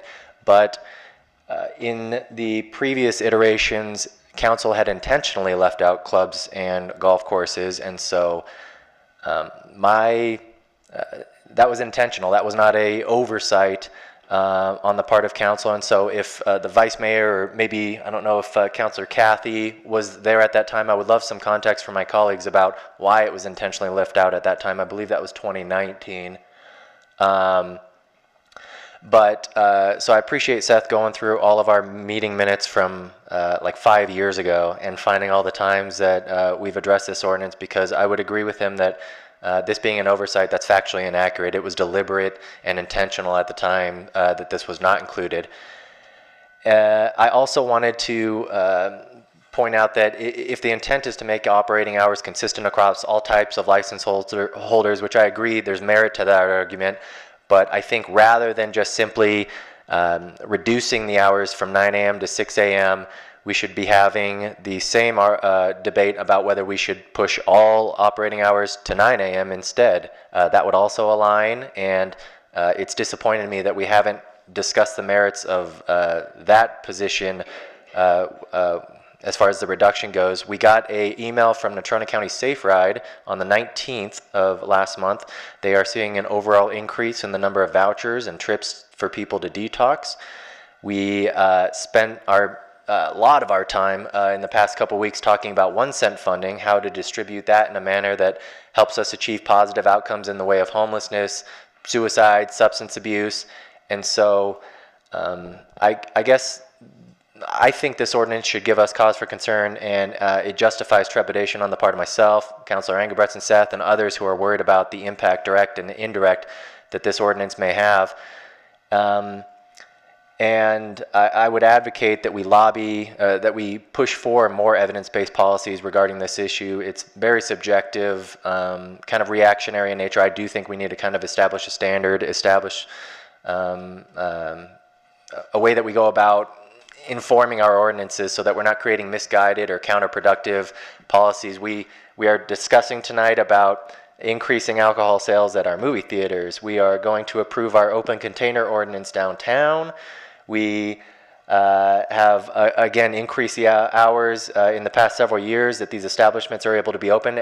All movement on council has been to open and expand and proliferate alcohol use in our community, while at the same time we're talking about the limited resources we have to address substance use. And so I just feel like a lot of the times these policies are misguided and counterproductive to the goals that we're trying to achieve on council. So there's no pressure in my mind to pass this on third ordinance. The VFW isn't interested in taking advantage of it. From what we've heard from the golf courses and stuff, maybe they would sell a couple mimosas, but it doesn't sound like there's much positive impact for anyone that could potentially benefit from this.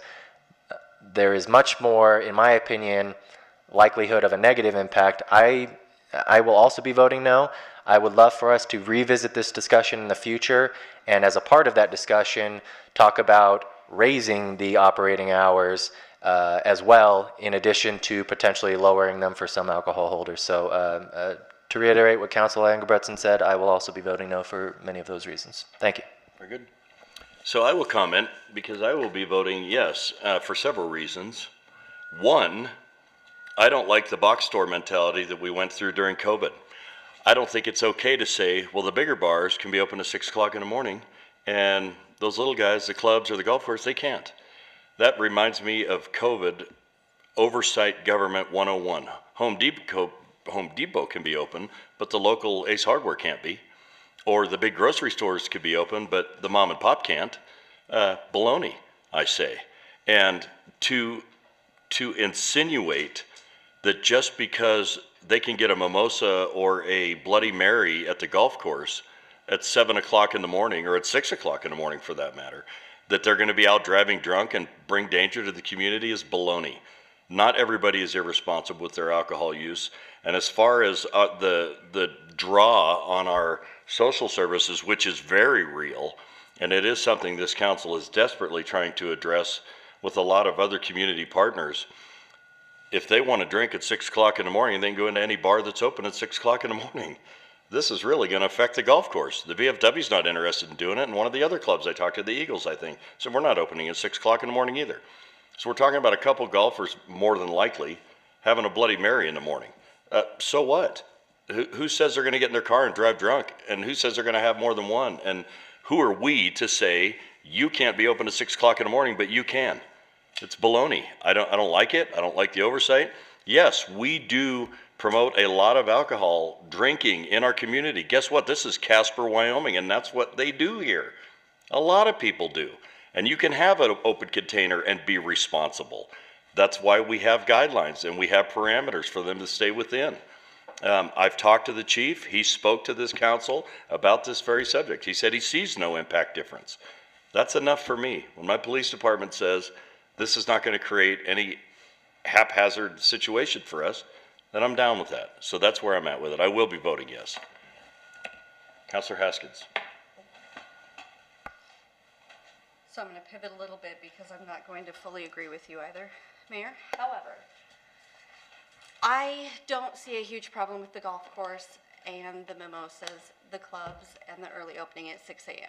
However, I do like Seth's idea, and we did agree to put that on a work session, so we should discuss that. And I'm also very open to discussing changing the hours for bars, for the places that are not serving food or offering an activity where you're just going to sit and to drink. And I do feel like those are places that we should be discussing. Perhaps 6 a.m. is not the time they should be opening. I don't have a problem with a mimosa for breakfast, or a mimosa or a Bloody Mary, or whatever you choose to drink on the golf course, but I do not fully support a liquor store or an actual, just a bar being open at 6 a.m., even for when my husband worked late nights and got off at 6 a.m. So I do think that I would like for this to be brought up in a work session where we discuss, maybe we do decide which ones we think should be open versus which ones we should not, because I agree with you guys and I agree with you. I just think we're looking at the wrong ones opening too early. Councilor Bond. Thank you, Mayor. I just want to add my 2 cents about I will be voting yes on the ordinance change. I do agree with what's been said about the work session. I look forward to a work session to hear more from Seth or others about a responsible drinking approach. As I said before, I believe as a community, as a society, we evolve in our thinking and our approach towards substance abuse and use. And I think we're ready for that next step in Casper, is to take a step back, look at our whole picture, our whole approach to liquor licensing. Thank you. Thank you, sir. Is there anyone else? Councilor Cathy? Mine didn't come up. No, sir, but you're welcome to speak if you like. I was trying. The floor is yours. Thank you. Yes, sir. Basically, when I first ran back in 2012, I ran for council because council was trying to tell private business how to run their business and what could and could not be done within their businesses. And there were only 5 businesses that it affected, but basically at least 2 of those went out of business because of that change. And so by discriminating that certain businesses can be open and certain ones can't, that are basically doing the same thing, is totally wrong and inconsistent. And so you need to go along and make it consistent across the board. And so I will be voting for this ordinance. Thank you, sir. Mr. Gamroth? Thank you, Mayor. And thank you to my colleagues who point out that inconsistency is not ideal. I would agree. We shouldn't have inconsistent, and we shouldn't be picking winners and losers.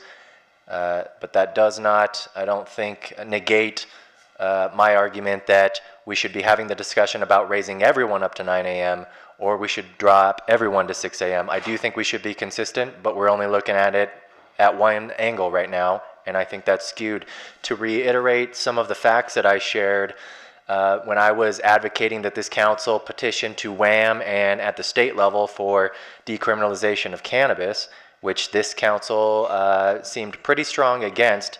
Again, I will reiterate the inconsistency in logic in that regard. In Natrona County, alcohol is involved in 80% of traffic crashes, 25% of domestic violence incidents, 38.5% of overall crime. DUIs and public intoxication account for half of all custodial arrests in our state. Some places like Teton County, it's up to 9 out of 10. 9 out of 10 custodial arrests are alcohol involved. If an individual consumes too much alcohol, they die.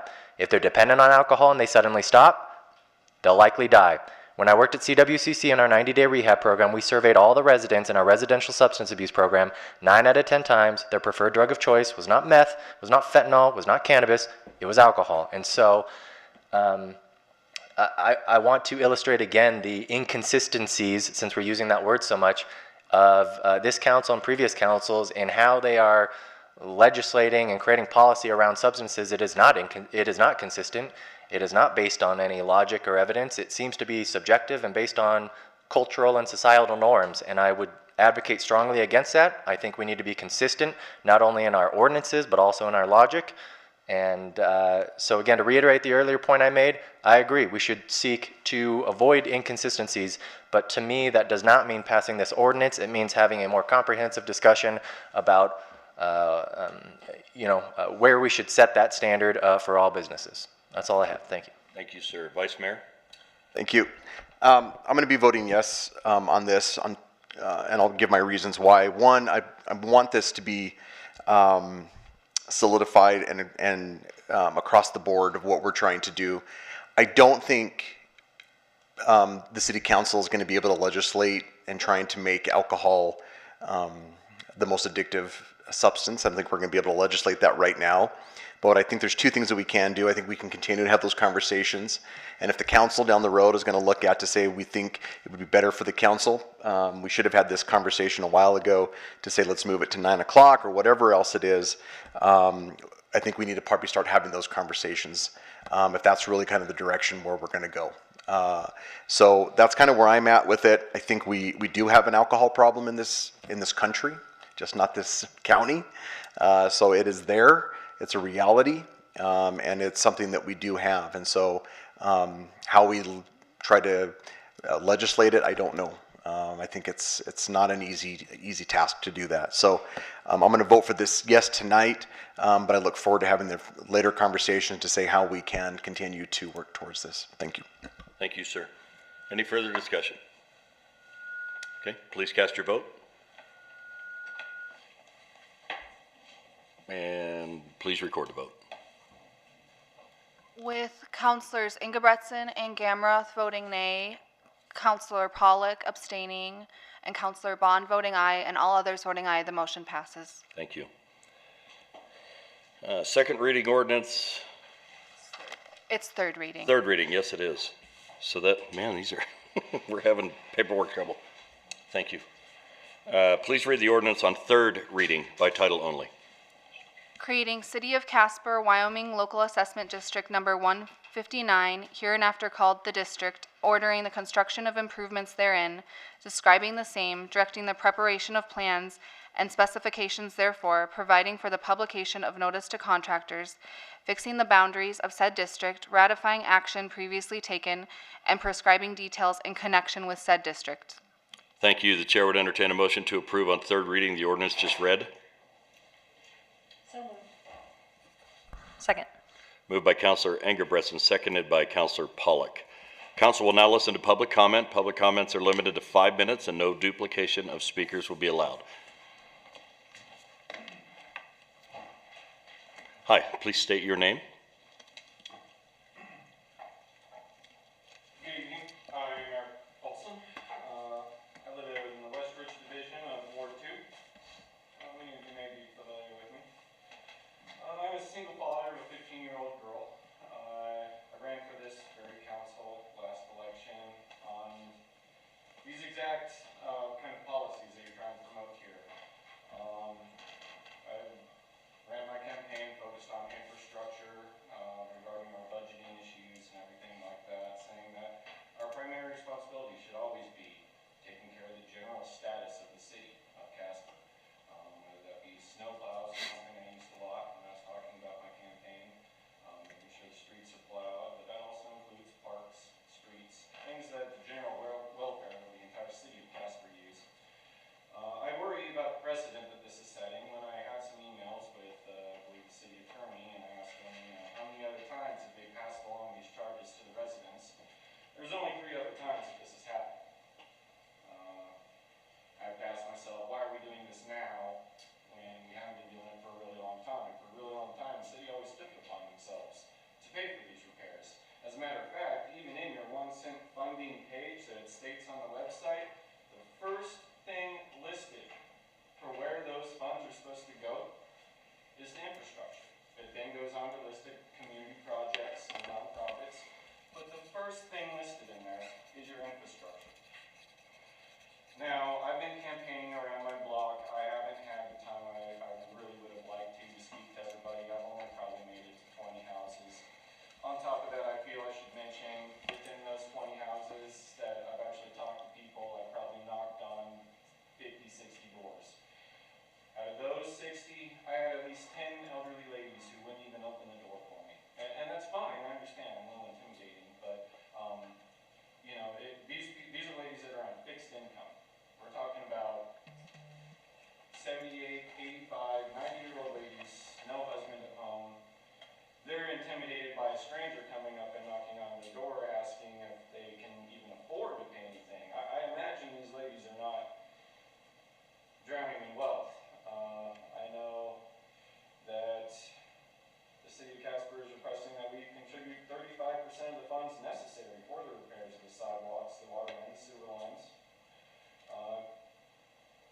We had somebody running for president next election cycle, Mr. Kennedy, who even stated that 53% of Americans right now don't have access to $1,000 in case of an emergency. You guys are pushing $7,000 loans on top of this with an interest rate on top of that. You know, that kind of blows my mind too, because property taxes alone, the increase that we're going to be looking at in property taxes from these improvements will be making up for those interest rates. You shouldn't be having to do a separate interest rate to make up for us on that. Those increases that we're going to see in our property taxes from should more than make enough for those interest rates. I watched the city council talk about how to make money for YCC because they misfilled out their application. And my opinion on that is neither here nor there, but I saw you guys bend over backwards to come up with $300,000 just a week or two ago. And again, this is towards another nonprofit or a, I coin them pet projects, but I do think it's important you guys have those. I'm not taking away from you guys having the things that you're personally interested in and passionate about. I think that we should be encouraging those in our community, but I don't think we should be doing it at a cost to the expense of the taxpayers. We paid our taxes in good faith to you. We trusted you when we voted you in and state that those 1 cent funds are going to infrastructure. And now this precedent is being set where you guys can start essentially forcing us into loan. I mean, that's what you're doing. And, it scares me because it's not just me that this is going to affect. If this passes, you guys gain this ability to do this, it's only a matter of time before it affects everyone. And that's including you guys in your seats or your children. Eventually, somebody on this board will decide that something's better for their community and that the city can't pay for it, and that's the responsibility of all the citizens to do it, to repair their street. I don't know how you guys would feel about that, but if that was being shoved on my child, I wouldn't feel too comfortable about it. Time's up, sir. Thank you. Thank you very much. Is there anyone else?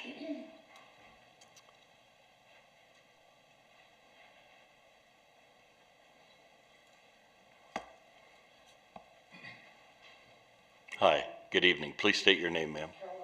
Thank you. Mr. Mayor, Council, thank you for allowing the public to participate in this, in these meetings. I also reiterate the conversation from past meetings about our police department. They are absolutely exemplary. Mr. Mayor and council members, thank you for allowing for this comment period. First, when we received our letter regarding the Westridge area street project, we were astounded that the city paid $9 for certified letters, which we had to go to the post office to pick up, and then couldn't read because the print was so tiny. That being me.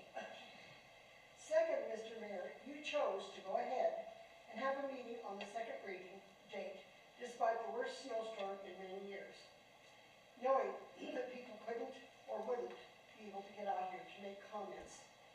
Excuse me. We're not opposed to the work. As a matter of fact, we approve of the work. And we knew when we bought the property over 50 years ago that these things were inevitable. And this situation was inevitable. The streets and sidewalks at that time were in poor condition. We're not opposed to the work, nor that we would have to pay for it. What we didn't count on was paying a 3% interest and learning that those of us with less frontage footage would help pay for those with larger property, such as corner lots.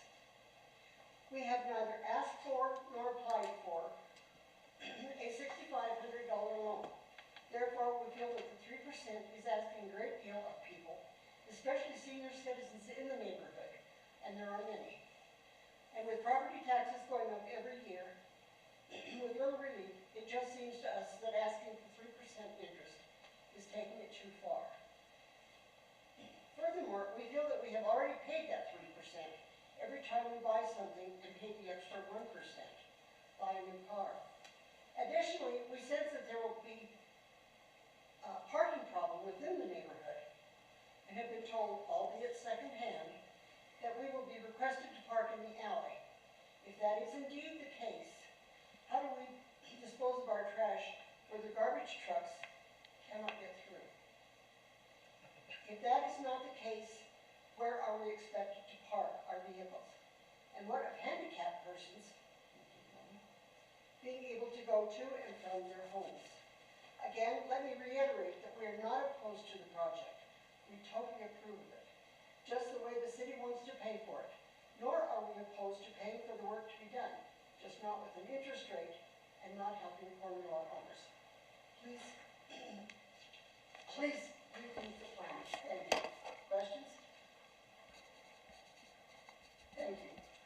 Thank you, ma'am.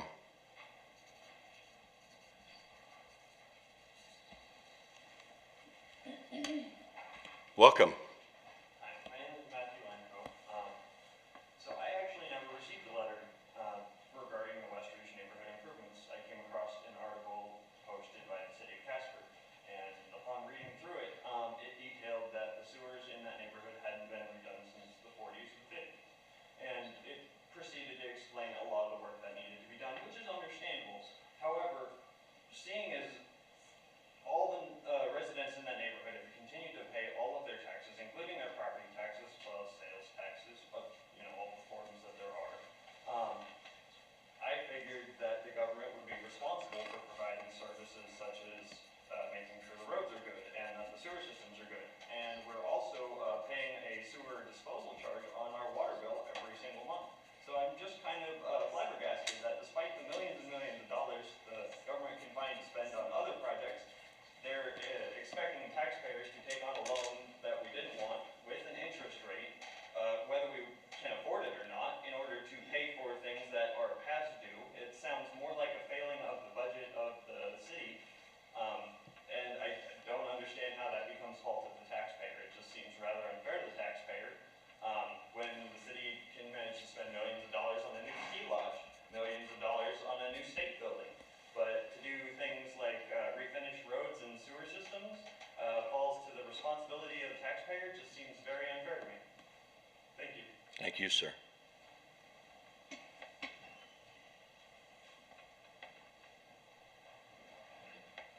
Welcome. Mr. Mayor, my name is Cindy Blazek Severance. I spoke once before. I'm not against the sewer being redone, but I do have a problem with paying and subsidizing for the corner lots.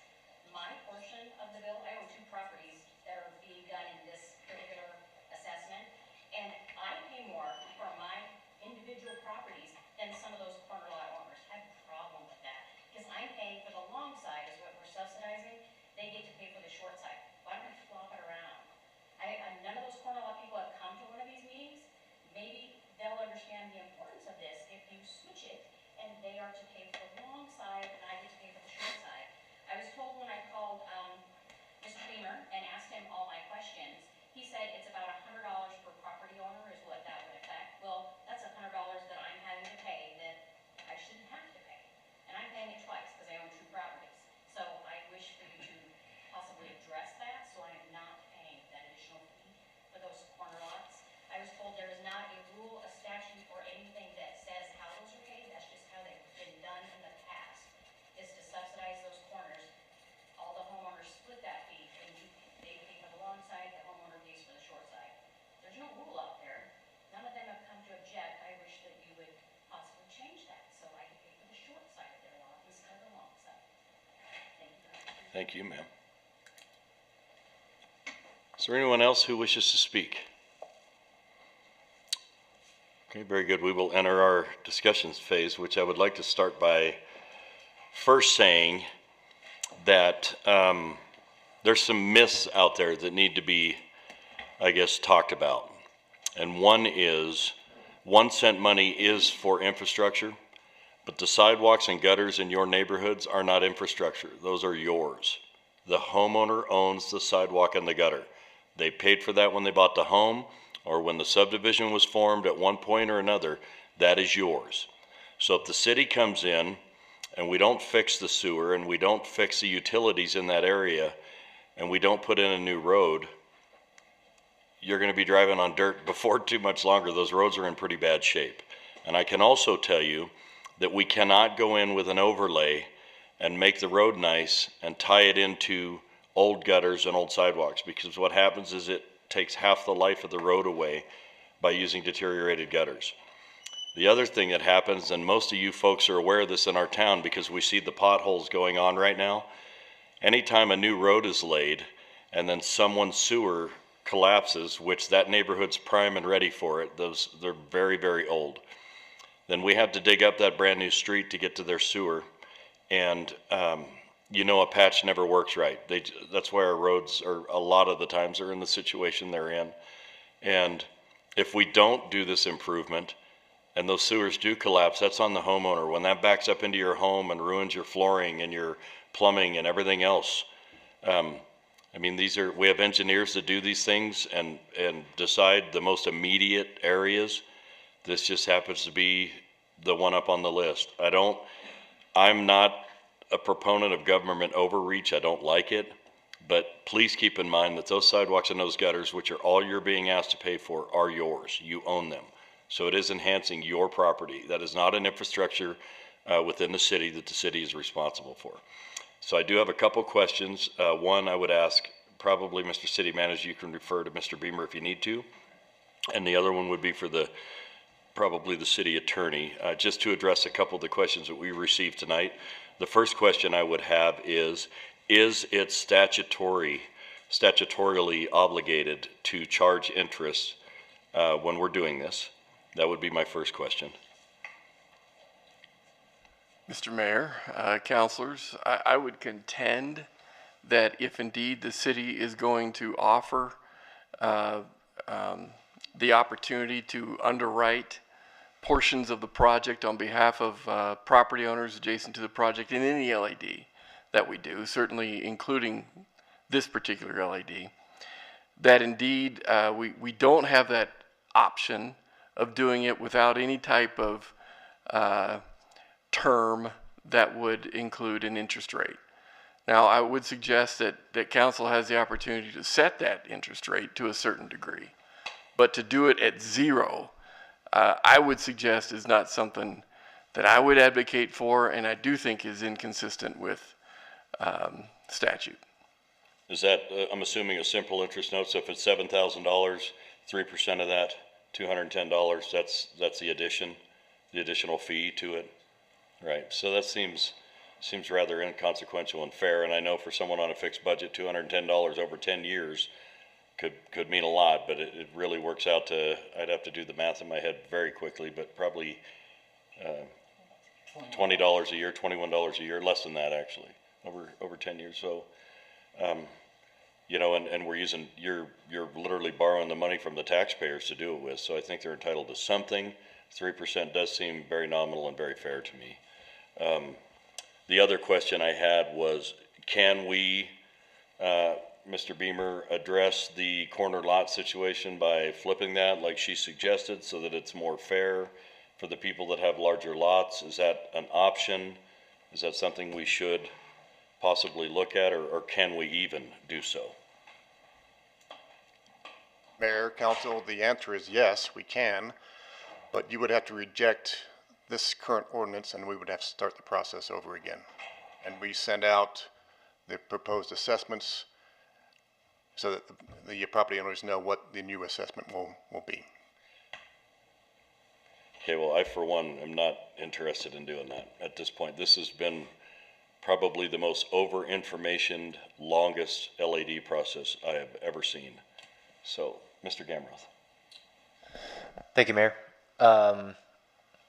I got a couple points I wanted to make. I think it's a great opportunity to share some information that I've only had the ability to learn while on council, because we get the luxury of reading all of our work packets and stuff like that. And so first, I want to thank everyone for coming out and speaking about this tonight. We have gotten lots of emails, we've gotten lots of phone calls and stuff, and so I do always appreciate the opportunity for people to get engaged. There's a couple points I wanted to make, but first I wanted a point of clarification from the city attorney, if I could. In regards to the 3% interest, my assumption has been, though I haven't got this confirmed, is that the reason that interest is applied is because the city is paying for all of these improvements up front, and by the time we collect our final payments 10 years from now, $100 now is not going to be worth $100 10 years from now. So my assumption is that that interest is to you know, make those keep those payments consistent with inflation, kind of, so that they are equal over the course of time. Is that an accurate assumption? Mr. Mayor, Councilor Gamroth, I think that is an accurate characterization. Essentially, the city is funding these improvements up front, and it is akin to financing. And, you know, the dollars that are being put to this project, if it's approved, you know, are dollars that can't be redirected elsewhere. They're tied up, and so that's just to, you know, recoup that kind of opportunity cost, if you will, to the taxpayers. And so I think 3% is probably mimicking what historical inflation is. Thank you. Further clarification. If folks, I know I certainly wouldn't be, I can't afford to be in this position. However, could folks pay their portion of this LAD upfront and avoid all interest together if they made all their payments upfront? Is that an option? Mr. Mayor, Councilor, I believe that is an option, but I would look to our city manager just to confirm that's our practice. Mr. Mayor, if I may, Councilor, that is correct. Okay. Thank you for that clarification. So it doesn't sound like the 3% interest is mandated. You could pay it all up front, but it's necessary if you are requiring the city's assistance to finance it over 10 years. So I just wanted that on the record and clarified. There was some mention about our sewer infrastructure and how our current fees should be able to pay that. You may be surprising to you to learn, as it was to me, that the fees that we charge residents for their sewers, we have enterprise funds at the city level to cover sewer, to cover water, to cover our utilities, to cover the landfill. These are all separate accounts, and the fees for sewer go into an account to cover sewer infrastructure. That fee model is based on an assumption that our sewer infrastructure will last 300 years. And so I've expressed surprise about that in the past because I do not believe it's realistic to assume that sewer infrastructure lasts 300 years. And so in regards to shouldn't sewer fees cover all of this infrastructure, my point is that the way that our model is based right now, we're probably not putting enough into that account. I think that's a very unrealistic model to assume that all of this infrastructure will last 300 years. And so I might push back on that a little bit and say that the fees that we pay for sewers is not enough because the model is based on an unrealistic assumption that that infrastructure will last 300 years. I think we need to address that at some point. So maybe at some point in the future. There was some comments about how 1 cent funding, should go for this. There were some criticisms of it going towards nonprofits. Before we ever pass, before 1 cent ever goes on the ballot, we as a city, or maybe it's even the county, does a survey, and we gauge public sentiment on what we should use that nonprofit funding for. Folks may remember, or that 1 cent funding for. Folks may remember that we got a lot of flack initially because city staff had recommended 0 nonprofit funding with our 1 cent. We had our council chambers completely filled, multiple sessions in a row from folks arguing for the importance of retaining that nonprofit funding. It was also illustrated in the surveys that we did for 1 cent. I don't recall the exact numbers, but a significant portion of people thought that it was at least very important or somewhat important to help fund the social services agencies because they provide valuable services that the city otherwise doesn't. And so I would push back on that and say that at least I feel comfortable that this council respected the results of that survey. It was a very meaningful survey, like over 750 residents responded to that. And so I do feel like this council did allocate its 1 cent funding appropriately based on the feedback that we got from folks in person, but also based on the results of those surveys, which is the whole point for doing the surveys in the first place. That all said, I've talked to a lot of people during my time on council in regards to this confusion about who is responsible for sidewalks. It is property owners. They do own it. However, it's city right-of-way, and there's an expectation that they maintain it, keep it clear of snow and ice, and pay for it when it gets degraded. So I've spent a lot of time independently researching this, and this practice seems to go back essentially to the beginning of our country in regards to who's responsible for sidewalks. Sidewalks weren't even a thing that existed until vehicles became commonplace and mainstream. And so from what I've been able to tell across the country is that the majority of municipalities do make it the burden of property owners to upkeep their sidewalks. That said, I've also seen municipalities implement models where there's a cost sharing. The city provides some sort of match for folks that are wanting to upgrade their sidewalks. And I would advocate that we have on a future work session a discussion about what responsibility, if any, the city should have over sidewalks.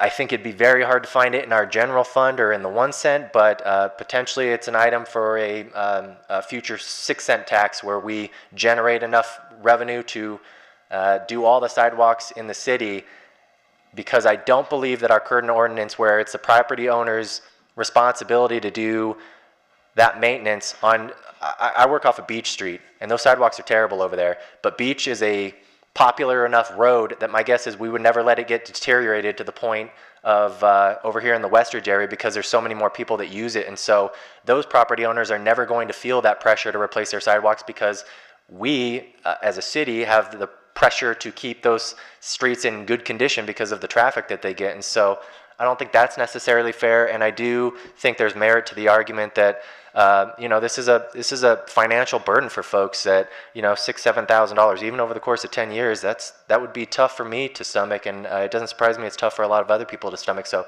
that is the way the ordinance is written. There has never been any messaging from the city that I was able to tell that we are responsible for sidewalks. We are responsible for street and underground utilities, but it's always been the responsibility of property owners to maintain their sidewalks. That said, I would like us to explore in a future work session about whether that's a status quo that we want to upheld. So I don't know if I need to get a majority support of that, but I really do think that's an important discussion for us to have in the future. That's enough for my ranting. Mr. City Manager, is that something we can put on our future agenda items and possibly come back to? Mr. Mayor, I think with the direction of the council to do so, absolutely. But do you mind if I make a clarifying Please do. statement real quick? Please do. Pursuant to Councilor Gamroth's well put together comments. Just to be abundantly clear, the city will be replacing sewer main as a part of the scope of this project. This is not something that will be on the backs of the property owners to deal with.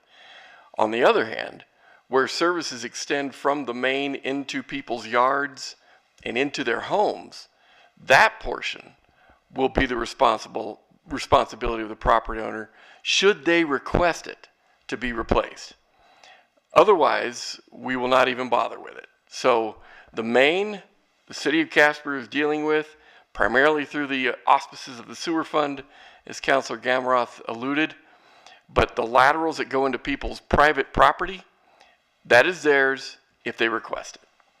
And also, please keep in mind that 1 cent does subsidize your water, your sewer, and your landfill. So we pay extremely cheap water, sewer, and landfill bills within the city of Casper because 1 cent does subsidize that. $3 million a year. Right. And also it's important to know that out of the 107 people in the neighborhood of Westridge, we only had 7 that were opposed to this. 7 out of 107. So that is an overwhelming majority to move forward with this, just so you know. Councilor Ingebretson. Well, I'm going to correct you on your numbers. We actually have 105 residences in that neighborhood. And so my point is that we had sent out letters and certified letters and things with 18 of them being returned. So there are some people.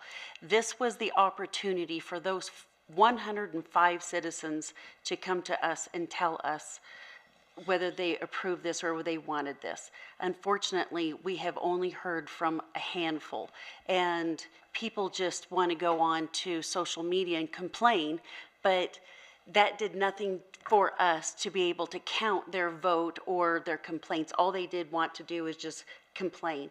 And even when you're asking for people to please send us an email telling us what the problem was, they didn't. They're just on social media. And so the issue ultimately is this was the time when everybody's voice needed to be heard. Those not the entire city of Casper, not entire Wyoming or Bar None Mills, these 105 citizens. This is when we needed to hear from them, and we heard from virtually no one. And that is the problem.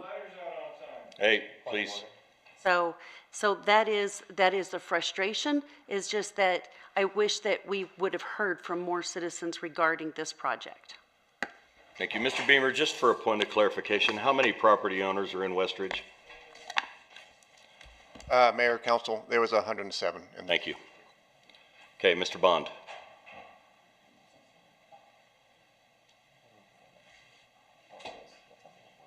Thank you, Mayor. Welcome. I just wanted to make a few comments. First of all, I kind of done a lot of homework on looking at this issue. I agree. I think this is one of the issues that the council has paid a great deal of attention to. However, I do have some comments about that as well. To me, this seems like it's part of the maintenance of the home. There was a question about whether this is a change in our approach to how curbs and gutters and sewer lines and everything get replaced. I was able to see documents that listed tax assessments on previous projects that are similar to this, where the homeowners were assessed a tax fee. And so this is not a new practice to share that cost with the homeowners. I attended a public meeting on this issue several weeks ago, probably over a month ago, where there were about 10 residents that spoke. Some were uncomfortable and had some discomfort about the cost and the process. However, they like a couple of the speakers this evening, understood the reason for the work. They supported the idea of getting the work completed and the improvements done on their street. I too would like to see, I'm feeling more comfortable about the interest rate. I did have some anxiety about that earlier, but I think that's been resolved. It seems like a fair interest rate, given that the city won't see that actual money until the homeowner pays for it or has completed their 10 payments. I think the one speaker this evening mentioned about residents perhaps having to park in the alley. I think there are, I could be mistaken, but I believe there are remedies in city ordinance to allow for special exceptions if someone does need to park on the street in front of their home. I believe there's signage and so forth that can be arranged upon request. Just two more things real quick. I do think that we as a city need to improve the process that we went through in doing this. There were, I know there were some errors in some of the original letters that went out, the meeting notifications and so forth. Just seemed, the thought that came to my mind was that we met the letter of the law as far as the process, but not the spirit. I think if our intent and the spirit of the ordinance is to be transparent with owners, homeowners, I think we fell short of that. And last of all, I am going to vote in favor of the LAD. I'm just fearful that a delay would have some very negative consequences. For example, if we were to, I had one homeowner request that I make a motion to postpone this vote and this decision. Not knowing what the other city council members how they would feel about that. But my concern is that if we delay this, it delays bids, it delays the construction process. We all know what construction is like. We have a short season in Wyoming, just a couple, 3 months. So I will be voting yes on this. Because again, if we delay it, there's going to be additional cost increases over time. So I will vote in favor. Thank you. Thank you, Mr. Bond. Mr. Cathy? Thank you, Mr. Mayor. For a point of clarification, and this would probably go to the city manager and the Mr. Beamer. But I was under the impression that on the sewer part of it, that basically the portion from the main to the property line was going to be replaced, and that part of the line was actually being rolled into this payment along with the curb and gutter. Because so that if it does fail in that 20-foot section, we aren't back having to replace the street and everything else at the property owner's expense. Mayor, Councilor, that's certainly the recommendation for some of those service lines. We have taken a look through some inspections of ours and through some permits that we've been able to look at. Some of those are in pretty bad condition, and they certainly should be replaced. However, if the property owner says, nope, it's still functioning, leave it alone, we will leave it alone. Okay. But if it does fail, then that property owner will be on the hook for the entire cost of digging it up, not just in their yard, but then also across their nearly curb walk and a brand new pavement, and responsible for all of those costs to patch back the street and everything associated with it. And for clarification for the property owners, that is just on the sewer line, that basically are we replacing from the water line up to the curb stop? Mayor, Councilor, that's correct. Because that is our responsibility. That is correct. Very good. I wanted to make sure that that was clear to everybody, so they are given the option on the sewer line. Thank you. Thank you, sir. Councilor Pollock? Thank you. I think we're getting around to a clarification about what elements of this are the city's responsibility and what elements of this are the property owner's responsibility, and would be outside of this LAD agreement, right? The agreement doesn't change the distribution of responsibilities.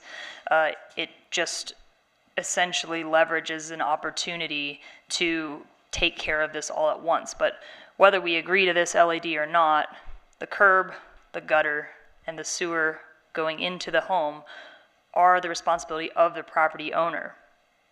Accurate? And the street and the sewer main are the responsibility of the city. And so we are not asking taxpayers to help foot the bill for improvements that are ordinarily the responsibility of the city through the creation of this LAD. The question I have, if we want to take this to its full end, is the city even allowed to make improvements on private property using public dollars? If someone were to say, sidewalk, if you want to fix it, city, is that even allowed or an appropriate use of public dollars? Your Honor, Mr. City Manager. Councilor, an excellent point that you're making, and I would suggest that the taxpayer dollars should not be deployed to fix private property assets in any case. Mr. Mayor, if I might add, Please. I would maybe take it a step further. I mean, there are clear legal prohibitions about using public dollars to support or supplement a private citizen, business entity, et cetera. So if legally, the legal obligation to maintain or construct these improvements lies with the private citizen, then I think there would be potential legal hurdles, even if you wanted to providing public dollars to fund those types of projects. Yes, please. Mm-hmm. Thank you. To follow up with that, so it would be inappropriate for the city to allocate funds to the gutter, the curb, and the property owner's portion of the sewer line. In the event that we vote to not pass this assessment district, what becomes of the project? Does the city carry on with its work, which would, if we didn't have this LAD, we would still be responsible for the street and the sewer, and then property owners are just left to, on an individual case-by-case basis, deal with their gutter, curb, and sewer as needed repairs crop up, or does the project cease to exist in its entirety, and the road and the sewer and all other adjacent property remains unchanged?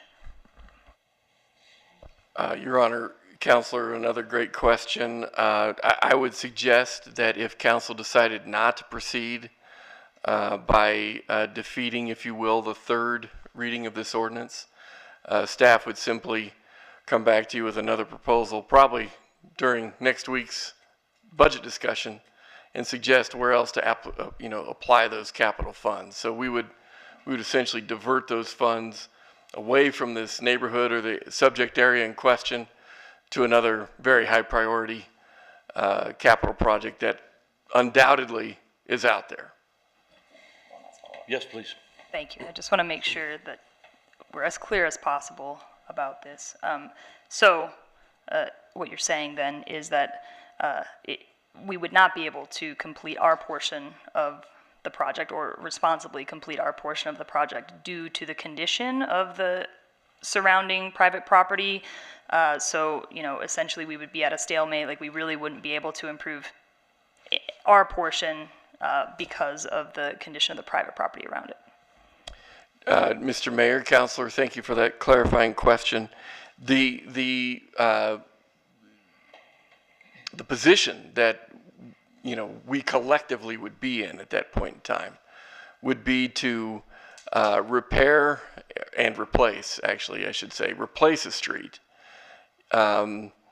into infrastructure that we all know is clearly in disrepair. And so with that proposal in mind, what we'd essentially be doing is spending the money to mill and replace a street, knowing that its useful life would be compromised because we're tying it into flat work that is in disrepair and even beyond disrepair, to the extent that the street itself would not perform to the extent, even in a residential application, that it otherwise should. And so that would be the reason I would advocate for not proceeding at all with this project and either coming back to it at a later date, but without a doubt, reallocating those funds to another project. Well, please keep in mind when we had our very lengthy, over several meetings, parkway discussion, that was up to the homeowner to accentuate that property in order to be able to park on it. And we have to, by statute, charge them a permit fee every year of $25, and we're statutorily obligated because we can't use government money for private property. So anyway, with that said, did you take it down, or? No. Oh, by all means, please. Thank you, Mayor. I did just want to thank you for your comment earlier about the fact that when you build a new residential property in this town, I think it's important to recognize again that those costs are all built into the purchase price of that home, and I haven't heard from anyone in the community that has issue with that. That seems to be just a common accepted practice. The issue that we're having in the Westridge area is that neighborhood's 50, 60 years old, and so we are trying to decide how do we do those necessary improvements while kind of upholding that status quo, which again I'm looking forward to exploring in the future, because maybe there's an opportunity to do it differently. I don't think just because it's the way it's always been done that's what we should continue to do in the future. But and this is perhaps too little too late because it's our third reading tonight, but I did just want to make folks aware, because this is one that has had very spirited conversation. If you want to know more about this project and kind of the process, we do have a landing page on the City of Casper's website with a frequently asked question page. There's lots of good information there. Also, our information pack from last week, our information packet, it's available on the city's website, has a memo, 2-page memo on page 10. It has a timeline of when all these emails and mails occurred. It looks like January 6th was the very first mailer that went out. So for folks that are really interested in this and want to know more about the timeline and when things were mailed out and stuff like that, I would encourage you to look on our city website. We have that landing page, and then also page 10 of our info packet, if you're curious. Thanks. Thank you. Question for you, Mr. City Manager. I'm just curious. I'm very familiar with this particular LAD and the process we went through, and we went above and beyond, like I had said earlier. But I am curious if there's anything concerning this LAD or our future LADs. Have we learned there's something we could do better? Did we do it, the right way? I don't certainly mind saying, well, we could have done this better or that, but are we in that? Have we found that to be the case here? Mr. Mayor, I think that's a very interesting question, and I have to confess, I took a little issue with the suggestion that we were doing just the bare minimum. Right, and so did I. To get by on this conversation, when in fact that just wasn't the case. Now, certainly, if council would like, the statutory minimum is one thing, but an ordinance could certainly be passed that would require additional communications and so forth, probably a lot more along the lines of what we did in this LAD process than what the statute requires, so that in future LADs and so on, the minimum actually becomes a higher bar here in Casper. So for example, where we are required to have one public meeting or one neighborhood meeting, if you will, ordinance could certainly require that we have two, for example, like we did with this particular development of this assessment district, where you know, statute might require that we have one formal mailing to the neighbors, and even if it does cost $9 a pop, which is hard to swallow when you think about how expensive that can be, maybe we do codify some level of hard copy notification that's beyond that, like we did in this LAD process. There's a number of ways that we can go, but certainly council has the opportunity to codify additional benchmarks that certainly rise above what the statutory benchmarks are to create an LAD, if council so desires. Well, and as a follow-up, I am not unhappy with the way this process was. I felt like like I've said several times, we went above and beyond in this situation, and I was extremely happy with the process. So I don't know that we need to do anything different. I was just curious because the question had been posed. Vice Mayor. Thank you. I don't think council should be directing that and telling we need to make some type of ordinance to direct the city staff to do this. You guys have been a part of 3 LADs. You guys have done a great job of getting it. There's always going to be little markers that may miss somewhere, but you guys have always done a great job. You know what you're doing. I think council should stay out of it, and I would be opposed to any type of direction towards you guys to do that. So you guys have done a fantastic job. You've done the work that needed to be done. It's not easy. You know, these are part-time jobs up here. You guys are the ones that are working every single day in the trenches, and so I appreciate what you guys have done for this. It's hard, I know. Agreed. Mr. Bond. Thank you, Mayor. Just want to clarify a few things. I would not advocate for an ordinance to codify a different process. What I was referring to was the first letter that was sent out to residents. There were some errors that had the wrong date or location or time for the public meeting, I believe. When we tried to redo that public meeting, the complaint I heard from citizens was that the signs for the meeting, there were 2 signs. There were electric signs. One was in the parking lot of Cottonwood Elementary School. The other one was parked along CY Avenue, partially obscured by trees. I drove by it. I saw it. It was partially obscured, but anyway, not the best, clearest, most transparent communication is all I was saying. Again, I would not be in favor of an ordinance to raise that. I think the city staff tries to do the best job. There were just errors and some missteps made, but I think in improving the process for future. Thank you. Thank you, sir. Councilor Pollock, excuse me. Thank you. I would just offer on the process, in my time on council, it seems like I've seen probably the highest degree of confusion coming from citizens around LAD issues. It just seems like sort of an inherently confusing process, probably because most property owners don't come upon it very often in their tenure as a homeowner. It's sort of, you know, kind of a one-off thing. And so maybe not something that people are familiar with until it's affecting their property specifically. And, you know, so while I agree with Ray, he said, you know, he would be opposed to any direction offered. I'll offer some direction, I guess. I don't think we need to do it formally here at council. I think that, you know, staff has continued to improve the process over time, but I do wonder if there are any steps that can be taken just to help educate on the what an LED is, what it means as we continue to go forward, or if it's just going to be perpetually something that we deal with when we propose LADs because it just is an unfamiliar experience for property owners, and if that's just the fact of the matter. But I just want to note that it seems to be something that comes up every time we do an LAD. There are a lot of questions around, well, why was it calculated this way versus this way, or why am I responsible for this but not this? And so, any and all efforts I think are appreciated to try to continue to clarify that. And I just want to note that it seems to just be an inherently confusing process for property owners, I think, regardless of what steps we take, or at least steps I've seen us take in the process. Thank you. Mr. Gamroth? My last time, I promise. It was actually a question for Mr. Beamer, if he would oblige me.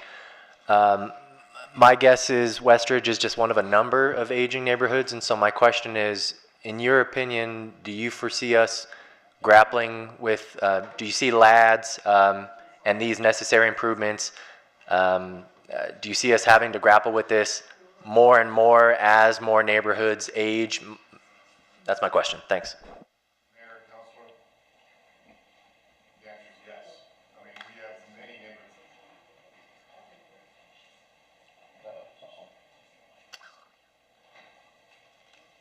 Is it on now? Now it is. Mayor, Councilor, the answer is yes. We've got many neighborhoods in the very similar state of disrepair as Westridge. And it's always going to be a losing battle with the funding, quite honestly. Thank you.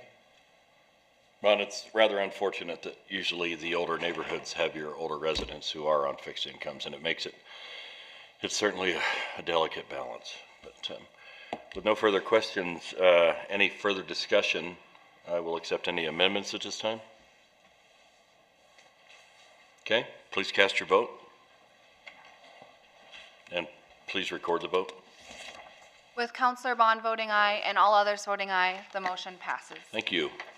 Majestic Mountain Edition, please read the ordinance on third reading by title only.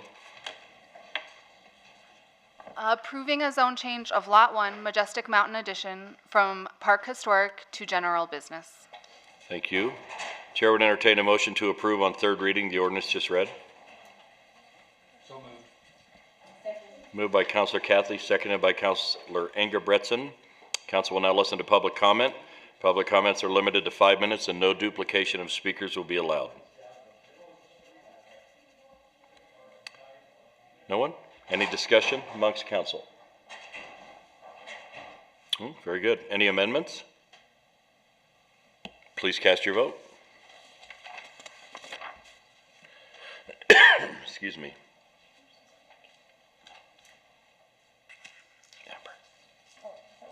Please record the vote. With Councillor Engebretson abstaining and Councillor Bond voting aye and all others voting aye, the motion passes. Thank you. Highland Park Tennis Complex Edition, please read the ordinance on third reading by title only. Approving the Highland Park Tennis Complex Edition and the associated subdivision agreement. Thank you. The chair would entertain a motion to approve on third reading the ordinance just read. So moved. Second. Moved by Councilor Pollock, seconded by Vice Mayor Pacheco. Council will now listen to public comment. Public comments are limited to 5 minutes, and no duplication of speakers will be allowed. Is there anyone who wishes to speak? Very good. Discussion amongst council? Any amendments? Okay, please cast your vote. And please record the vote. With Councillor Bond voting aye and all others voting aye, the motion passes. Thank you. The Lukashevich subdivision, please read the ordinance on third reading by title only. Approving a plat, subdivision agreement, and zone change for the Lukashevich subdivision in the city of Casper, Wyoming. Thank you. The chair would entertain a motion to approve on third reading the ordinance just read. So moved. Second. Moved by Councilor Engebretson, seconded by Councilor Pollock. Council will now listen to public comment. Public comments are limited to 5 minutes and no duplication of speakers will be allowed. Is there anyone who wishes to comment on the Lukashevich subdivision? Okay. Any discussion amongst council? Any amendments? Please cast your vote. And please record the vote. With Councillor Engebretson abstaining And Counselor Bond voting aye, and all others voting aye, the motion passes. Thank you. Council will now consider consent resolutions. Please read the consent resolutions by title only. 10A1, authorizing a transportation services contract for transit services for Natrona County for fiscal year 2023. 10A2, authorizing an agreement with the Department of Justice to participate in the Equitable Sharing Program. 10A3, approving the downtown open container area. 10A4, authorizing change order number 3 with Melgard Construction Company Incorporated for $160,000 and a time extension for the Casper Regional Landfill Cell 5 construction. 10A5, authorizing change order number 3 to the agreement with Crown Construction LLC for a price increase of $18,385 for the Highland Park 96-inch storm sewer replacement. 10A6, authorizing amendment number 1 to the contract for professional services with Equalized Productions LLC for the Ford Wyoming Center sound system replacement. 10A7, authorizing an agreement with Wind River Environmental Solutions LLC for the City Hall Project Safe Asbestos Abatement. 10A8, accepting a storm sewer and right-of-way easement with Benjamin Hensoldt for the Eagle Valley Phase 2 subdivision. 10A9, authorizing a contract between the City of Casper and Innovative Data Acquisitions LLC for non-motorized travel counts. 10A10, authorizing adoption of the collective bargaining agreement for July 1st, 2023 through June 30th, 2024 between the City of Casper and the Firefighters Local Union 904. 10A11, authorizing the city as a water supplier with the Low-Income Home Water Assistance Program and executing an agreement therefore. 10A12, authorizing City Council to appoint Joshua Taylor as a provisional judge for the Casper Municipal Court and enter into a contract for professional services. 10A13, waiving parkway parking permit fees along the east side of South Poplar Street between CY Avenue and 1749 South Poplar Street. And 10A14, authorizing a memorandum of understanding between the Board of Commissioners of Converse County, Wyoming, the Board of Commissioners of Natrona County, Wyoming, the City of Douglas, Wyoming, the City of Casper, Wyoming, the Town of Evansville, Wyoming, the City of Mills, Wyoming, and the Town of Rolling Hills, Wyoming for impact assistance funds concerning the Cedar Springs 4 energy project. Thank you. The chair would entertain a motion to adopt the consent agenda items just read. So moved. Second. Moved by Councilor Engebretson, seconded by Councilor Haskins. Mr. City Manager, would you like to comment on any of these items? No, sir. Thank you. Thank you, I appreciate it. Any abstention or nay votes? I'd like to abstain from item 10A12, please. So noted. Please, go ahead. I'd like to abstain from item 10A3, please. Okay, very good. Please cast your vote. And please record the vote. With Vice Mayor Pacheco's and Councilor Pollock's abstentions noted and Councilor Bond voting aye and all others voting aye, the motion passes. Thank you. At this time, we ask councilors to bring forward relevant concerns or items of interest. Councilor Cathy. Thank you, Mr. Mayor.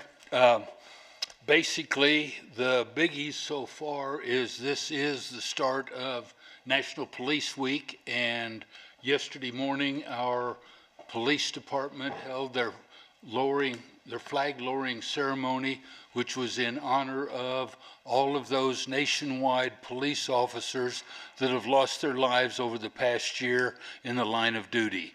And that is a very respectful tribute to those people. We thank them and their families and our local police officers and those still on the job today for their service. Being a police officer in today's society is a very thankless job, and we want to support all of the local police officers and the ones nationwide in their jobs in trying to protect the citizens of America. Secondly, as it's already over with, but we did make the block party this evening that was for the community, for the police department, that was from 5 to 7 this evening. Also, I attended the Joint Powers Water Board earlier today, which we discussed future wholesale water rates, which we will be trying to settle on next month, and also made the Chamber of Commerce meeting. this afternoon. And they didn't really have anything for me to try to bring back to council. That's all I've got. Okay, well, thank you, sir. Councilor Haskins? Okay, so I would just like to bring up that the party out front was clearly hopping, and I would like for that to not be on a Tuesday next year. Thanks. I heard some music and saw some dancing. I actually appreciated you putting that down. I got a little bit. So was it distracting to you, or were you, It was for a second. or were you missing being out there and grooving? That's the It question. might have been both. Okay, I bet I have some sweet moves. fair enough. My kids will vouch. This weekend, busy weekend, state track, also Funky Junk downtown this weekend. Support some of those smaller local vendors. Cats will be at the Ford Wyoming Center on Thursday. And let's see. Oh, I believe it's hospice on May 23rd at 7 p.m. Also, we'll be busy for that, but there will be a community candlelight remembrance for those that we have lost. I feel like that's a beautiful thing. If you can go, you should. Of course, you'll probably be busy listening to us, but maybe you split it. And then the mayor and I toured the public health department on Monday, learned a whole lot more about my job there than I didn't know that I didn't know. And I found it very informative, and I hope that when we start working on the opioid stuff, I can be included. Absolutely. Anything else? That's it. All right, well, thank you. Councilor Pollock?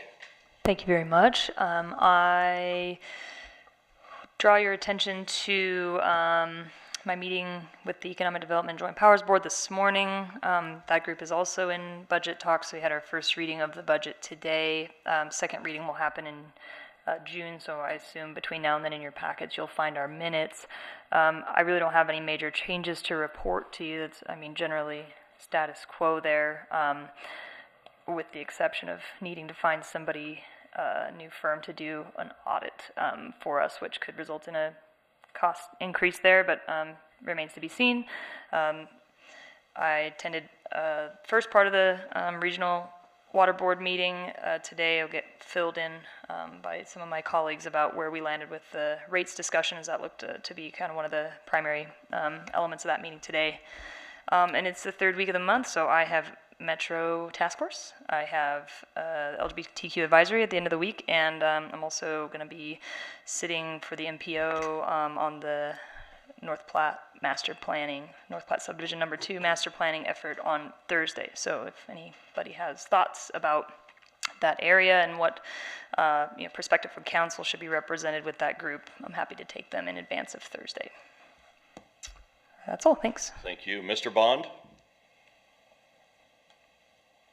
Thank you, Mayor. Just a couple of quick things. I attended the opening reception of the Back to Nature exhibit at the Nicholas, and last Saturday it was an exhibit by the Casper Artists Collective. Very well attended, and the arts in Casper are thriving. So it was good to see. Just wanted to also give a quick shout out to and recognize Elizabeth Horsch. Elizabeth was a teacher at Kelly Walsh High School who passed away about a month ago. Her celebration of life is coming up this weekend, but she was a well-known and well-loved teacher at Kelly Walsh for many years. And last of all, I just want to add my thanks and appreciation and recognition to the police department of Casper. I am eternally grateful for their protection and their service. Thank you. Thank you. Councilor Engebretson? I attended the Parks and Rec meeting last Thursday. We were up at the Hogadon. It was a bit sketchy going up and down the mountain. Visibility was net zero. But with all the snow and everything, Hogadon had an amazing year. As much as we all hated dealing with the snow, they absolutely loved it. I believe that the numbers are going to come in probably better than ever. And so everybody seemed very happy. I was very pleased to hear that the night skiing, there's no additional accidents or any other problems with night skiing. So, and they all just really think that that's something that could keep growing and grow that. And so amazing news. I've got a contractor board meeting this week, and then I also do want to tell the police this is the police week, and thank you guys for your service and your sacrifice. I know that it is a tremendous sacrifice to your families. Thank you. Thank you. Councilor Jensen. All right, I'm just going to start off by echoing Lisa. Happy Police Week out there. Being a sister of a couple brothers that are now retired from police force, I know how that can be, and sometimes very nervous for family members every day when they go out. But just want to say, you know, we appreciate you. Thank you for serving, protecting, and making Casper great. And it was always so fun just being out here for the block party and seeing all the community come out, and the kids interacting with the officers was just priceless. They even had a little horse. I don't know if anybody saw the little pony out there, but that was fun. I had a couple things. So this morning we were out there with the Old Yellowstone District Committee. We went and planted flowers. Where were you, Kyle? President. Just kidding. So we planted beautiful flowers thanks to Wyoming Plant Company up and down Midwest Avenue. So they're take a look at them the next time you're out. It was a good turnout. We had, gosh, I don't know, maybe 8 of us or so that were there. So that was nice. Also today was the 25th anniversary of Wyoming Reads. So between the library and the Nicolason, and they saw over 1,000 kindergartners today. So they all went and got their free book, which was fun. Let's see, also on Saturday did a Wish of a Lifetime for the AARP, and it was Katrina Lorenzen. She organized it, so it was fun to go out there and make it's like Make-A-Wish, but it's backwards through AARP. And so they want to do a wish, and they honored that before her husband had passed away, and she wanted to see Wyoming and cowboys. So we made that dream come true for her, so it was kind of fun. Let's see, what else do I got? Oh, Living History is this weekend. We have a lot of reenactors, the cavalry, Dutch oven cooking, things like that going up at the National Historic Trail Center. And make sure you go see Ross's film tomorrow night at the Senior Center at 5:30 for My $1 Million Mom. It should be a good screening, 30 minutes. Also, what Steve forgot to say at Chamber, here's your takeaway. We have a chamber luncheon coming up, and it is at the hangar. You have to register prior. It's on the 14th of June, so I'm saying do that fast because it fills up. And it's going to be the State of the Community address. So get your tickets now while you can, because the luncheons are hopping, and they're back, and everybody's coming out. So that's it. Thank you. Mr. Councilor Gamroth. Thank you, Mayor. Thank you to Councilor Jensen. I do have the honor of serving as the chair of the Old Yellowstone District, and I wasn't able to make it to the planter revivals this morning, but I do think it's important to recognize the good work of that group. That is one of the most active, engaged groups of people I've come across in this city. They are out there revitalizing planters. They hang lights and other decorations during Christmas time. They go around and sing Christmas carols to downtown property owners, and so that group is super engaged. They helped out the DDA with one of their Christmas events and donated a bunch of hot chocolate and cups and stuff like that. So that group is super engaged in the community. They're super involved, and so it is important to recognize that group. Those guys do amazing things around here. And Tina at Parks, we do have some city staff that are very heavily involved with that as well, so I appreciate the work of the city staff. They're instrumental in those efforts as well. The only couple of things I had is, I believe it's been 2 years now since we signed a contract with Republic to manage the parking garage, and I don't recall us getting an update during this entire time. I do know their contract's up next summer, so I would just love if we could get an update from Republic on how that has been working out. I know there were some conditions as a part of that contract of, like, you know, some improvements and some things that they would be doing, and so I would love an update on the parking garage. Again, I don't know if I need like majority support to make that a work session topic. The vice mayor is not interested at all, but what's something I would love to explore in the future. So I don't know how that gets. I'm still lost after 2.5 years. I don't know Carter, is that how we get that officially put on a future agenda work session? Mr. Mayor, and I think I've heard a couple requests for work sessions throughout the evening, and so if I could get some clarification on those. Okay, one of them would be an update from Republic on the parking garage. The other one was, yeah, well, no, I don't think we decided, we didn't want to. I brought up sidewalk responsibility. I think that was it, just more clarification about responsibility of ownership and what that entails as far as deterioration, shape of, et cetera, right?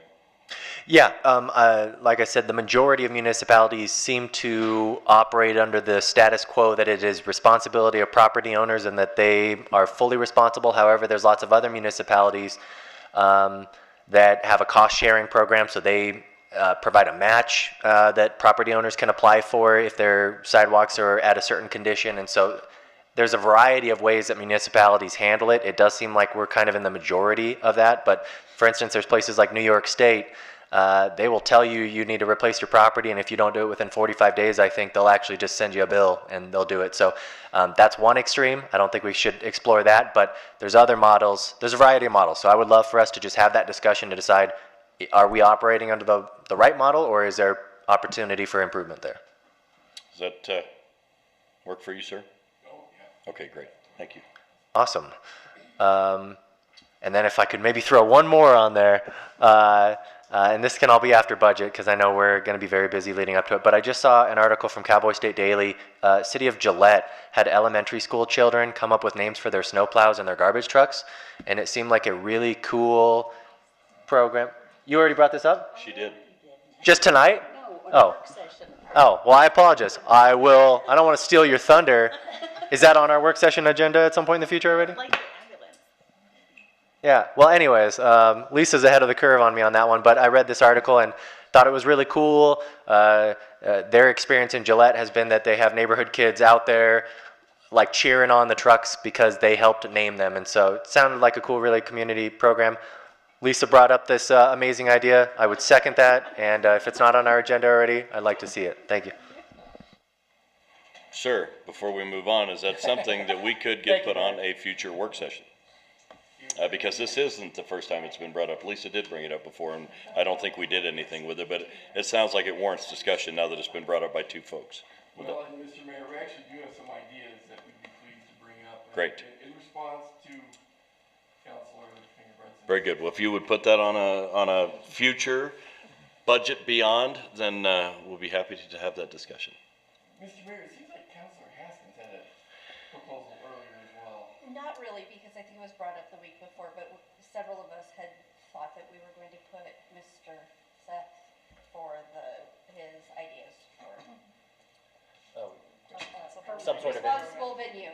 I was like, I can't remember what he called it, but I think we had discussed putting that on a work session last meeting.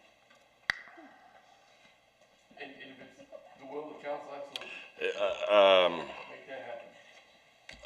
I got one to add. I guess it would warrant discussion. I mean, it's and on a future item. There's some things in there that just we'll talk about it in a work session. How's that? But I would probably plan on giving it ample time. I have a feeling that would probably be a rather lengthy discussion. So, yes, ma'am. Can I just backtrack one? You may, of course. You're making a list, Carter. Can we revisit? I'm going to do a ride along with code enforcement, and so when he's talking about New York State and what they do, they just do it.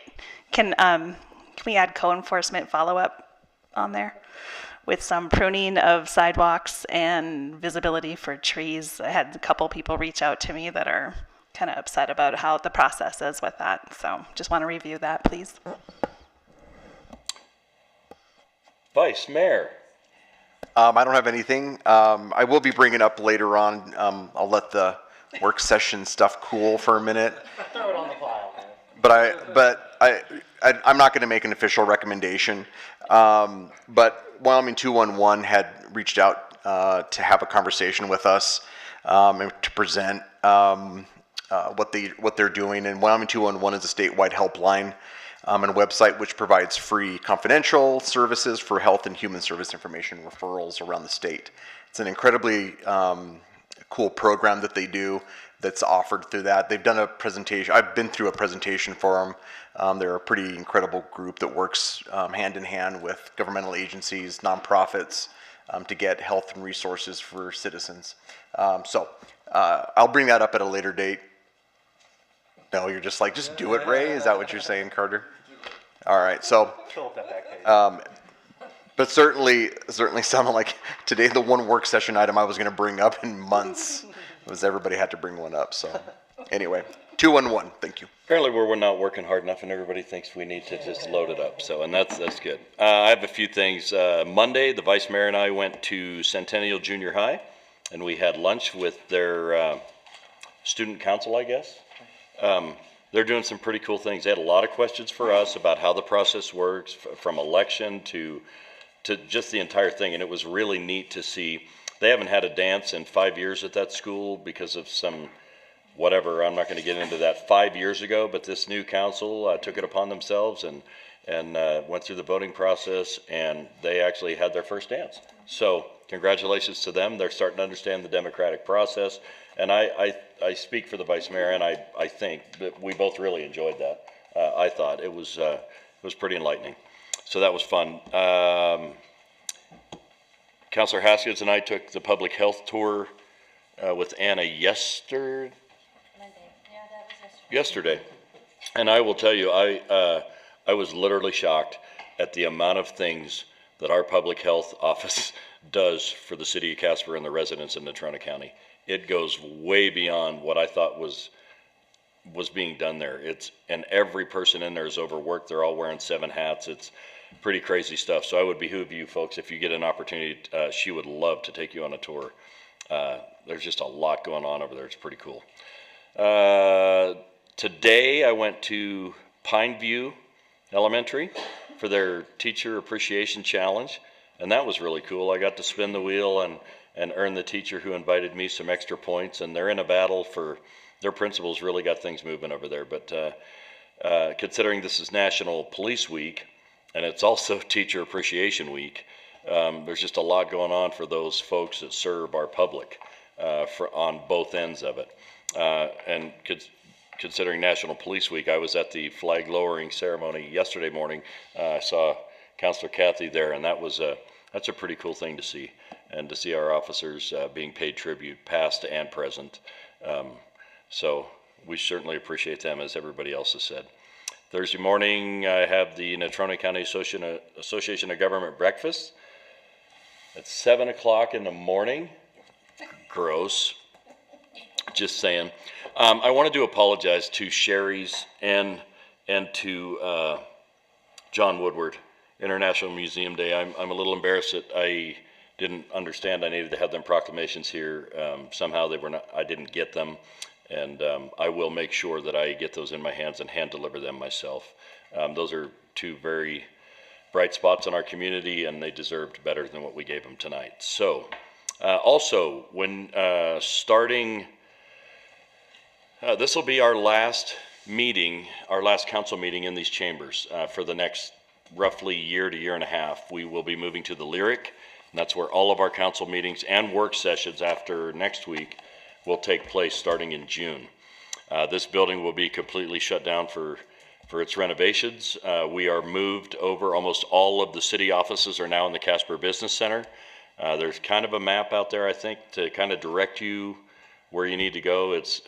And there's all different floors, and we have different crews on different floors, but it's working, so you just need to know that that's kind of where you have to go. And I know I'm meeting a news reporter tomorrow to take them kind of on a tour so people can get a better idea of how to get in, where they go. I will caution you, if even counselors, if you choose to visit the Casper Business Center, park in the garage, because the mayor made a mistake of parking in the parking lot and actually got a ticket. So, and what made me think of that was Republic, because Republic runs that lot and those spaces are still leased out. And so here I am thinking, I'm going to the city office, I'm okay, and I got a ticket. So use the parking garage, don't park in that lot. Those lots are leased for now until that is over with. So with that, I thank you. A good spirited discussion tonight, which I very much appreciated. I just love the way this council is so respectful, even though we don't see things the same way. Yes? I have one more. Good Lord. I know, it's been a busy week. So a huge shout out. I totally forgot about this because it's been so crazy busy, but I want to do a huge shout out to station number 1. They had a couple guys come up and they helped me over at the National Historic Trails Center on Saturday, move a huge Mormon handcart back onto our thing that weighed probably like 300 pounds, but I couldn't move it and do all that, so they helped me out. So thank you. Very good. The next meetings of the City Council will be 2 budget work sessions to be held at 4:30 p.m. next Tuesday and Wednesday in the council meeting room, and that'll be our last time in there. Our next regular council meeting will be held at 6 p.m. Tuesday, June 6th at the Lyric. The chair would entertain a motion to adjourn the regular meeting. So moved. Second. Moved by Councilor Kathy, seconded by Councilor Pollock. Please cast your vote. And please record the vote. With all councilors voting aye, the motion passes. Thank you. Be safe. Bond is off.